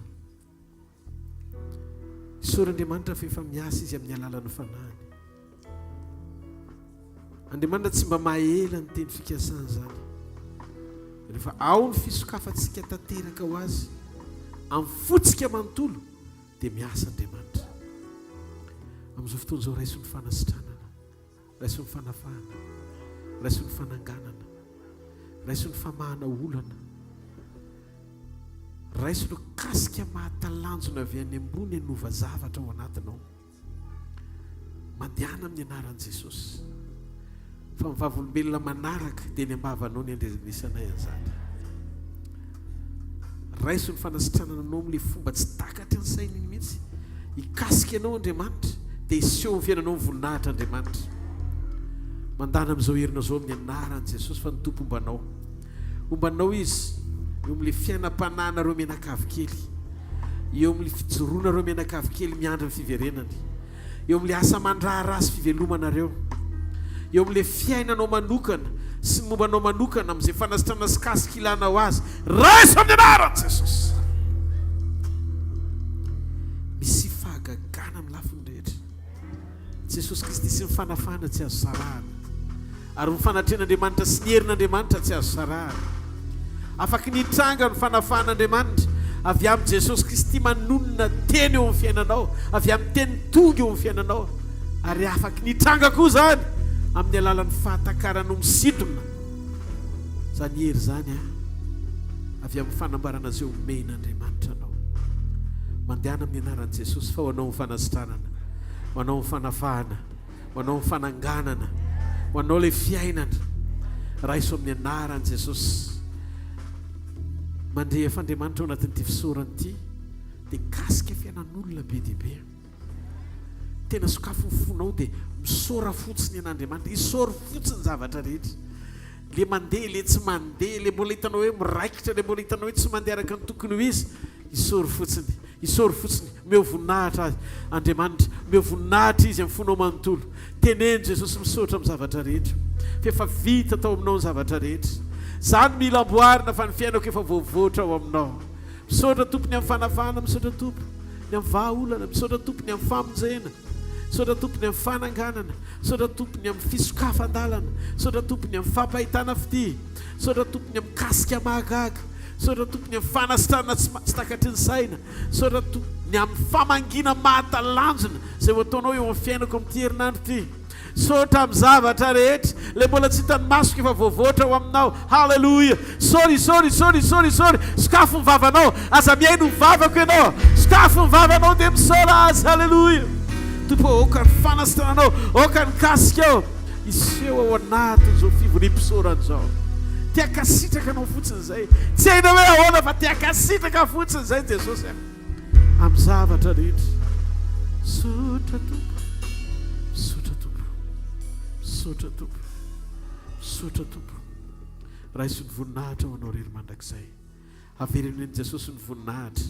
Sainy zavatra efa nataony tany amin'ny lasa, sainy fa mbola tsy miovy izy. Izy ilay Andriamanitra manambara amin'ny farany hatramin'ny voalohany. Izy ilay milaza izay mbola tsy nitranga akory. Izy no alfa sy omega. Isaory avy amin'ny fonao manontolo, satria ireo an-tana ny fiainanao na tontolo mety tsy takatry ny sainao azy, ny zavatra lalovanao androany dia hifara ny fandresena foana izany. Aza vela izy fahakiviana, aza vela izy fahaketraranao anatin'ny fonao, aza ketraka ianao ny amin'io Filistina tsy mifory io. Andriamanitra efa nanangana berger, ary izay mahatonga ny Davida nilaza tsy hoe Andriamanitra mpiady azy, Andriamanitra fa izy hoe Jehovah mpiandry ahy, l'Éternel est mon berger. Izy ny berger, ny anarany l'Éternel des armées, nefa izy berger. Rehefa eo amin'ny fiainanao izy ka manaiky ianao andray fitandremany, jamais tsy ho raraka izany ianao mandrakizay, satria izy niantoka ny fandresenao.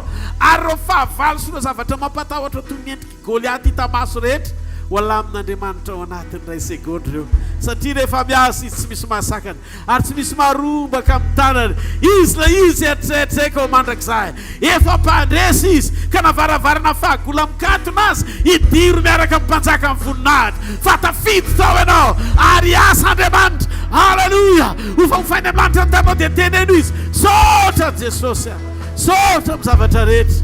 Mendrika ianao. Ho anao mifakasitrahana mandrakizay. Mikoaka Andriamanitra. Halleluja.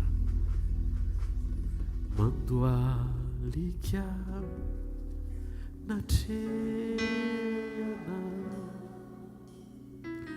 fa fantatro fa nao ao edo asandatro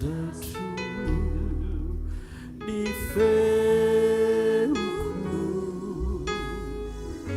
ho fiderako anao anao no topoavo indrisy lay mpanome iriko indrisy izo asanjatro ny tanako ho fifaliako anao. Asandato-me, aleluia.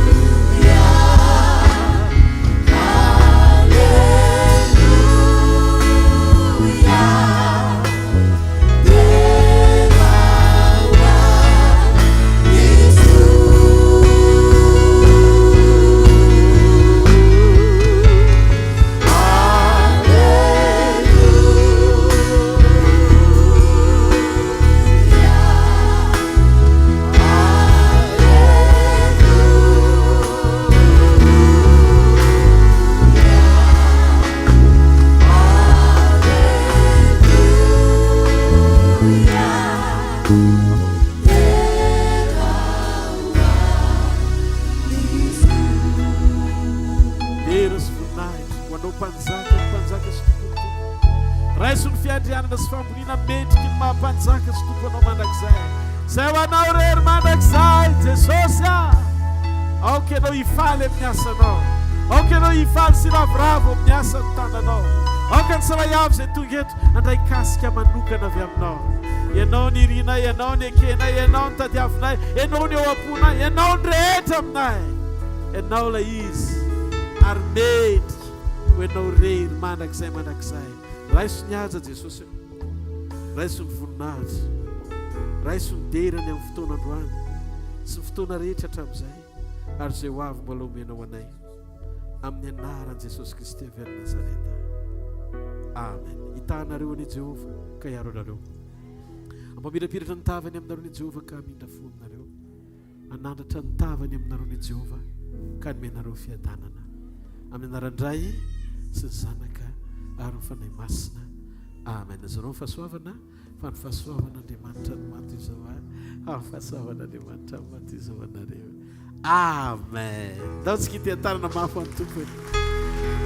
Azadiny fotoana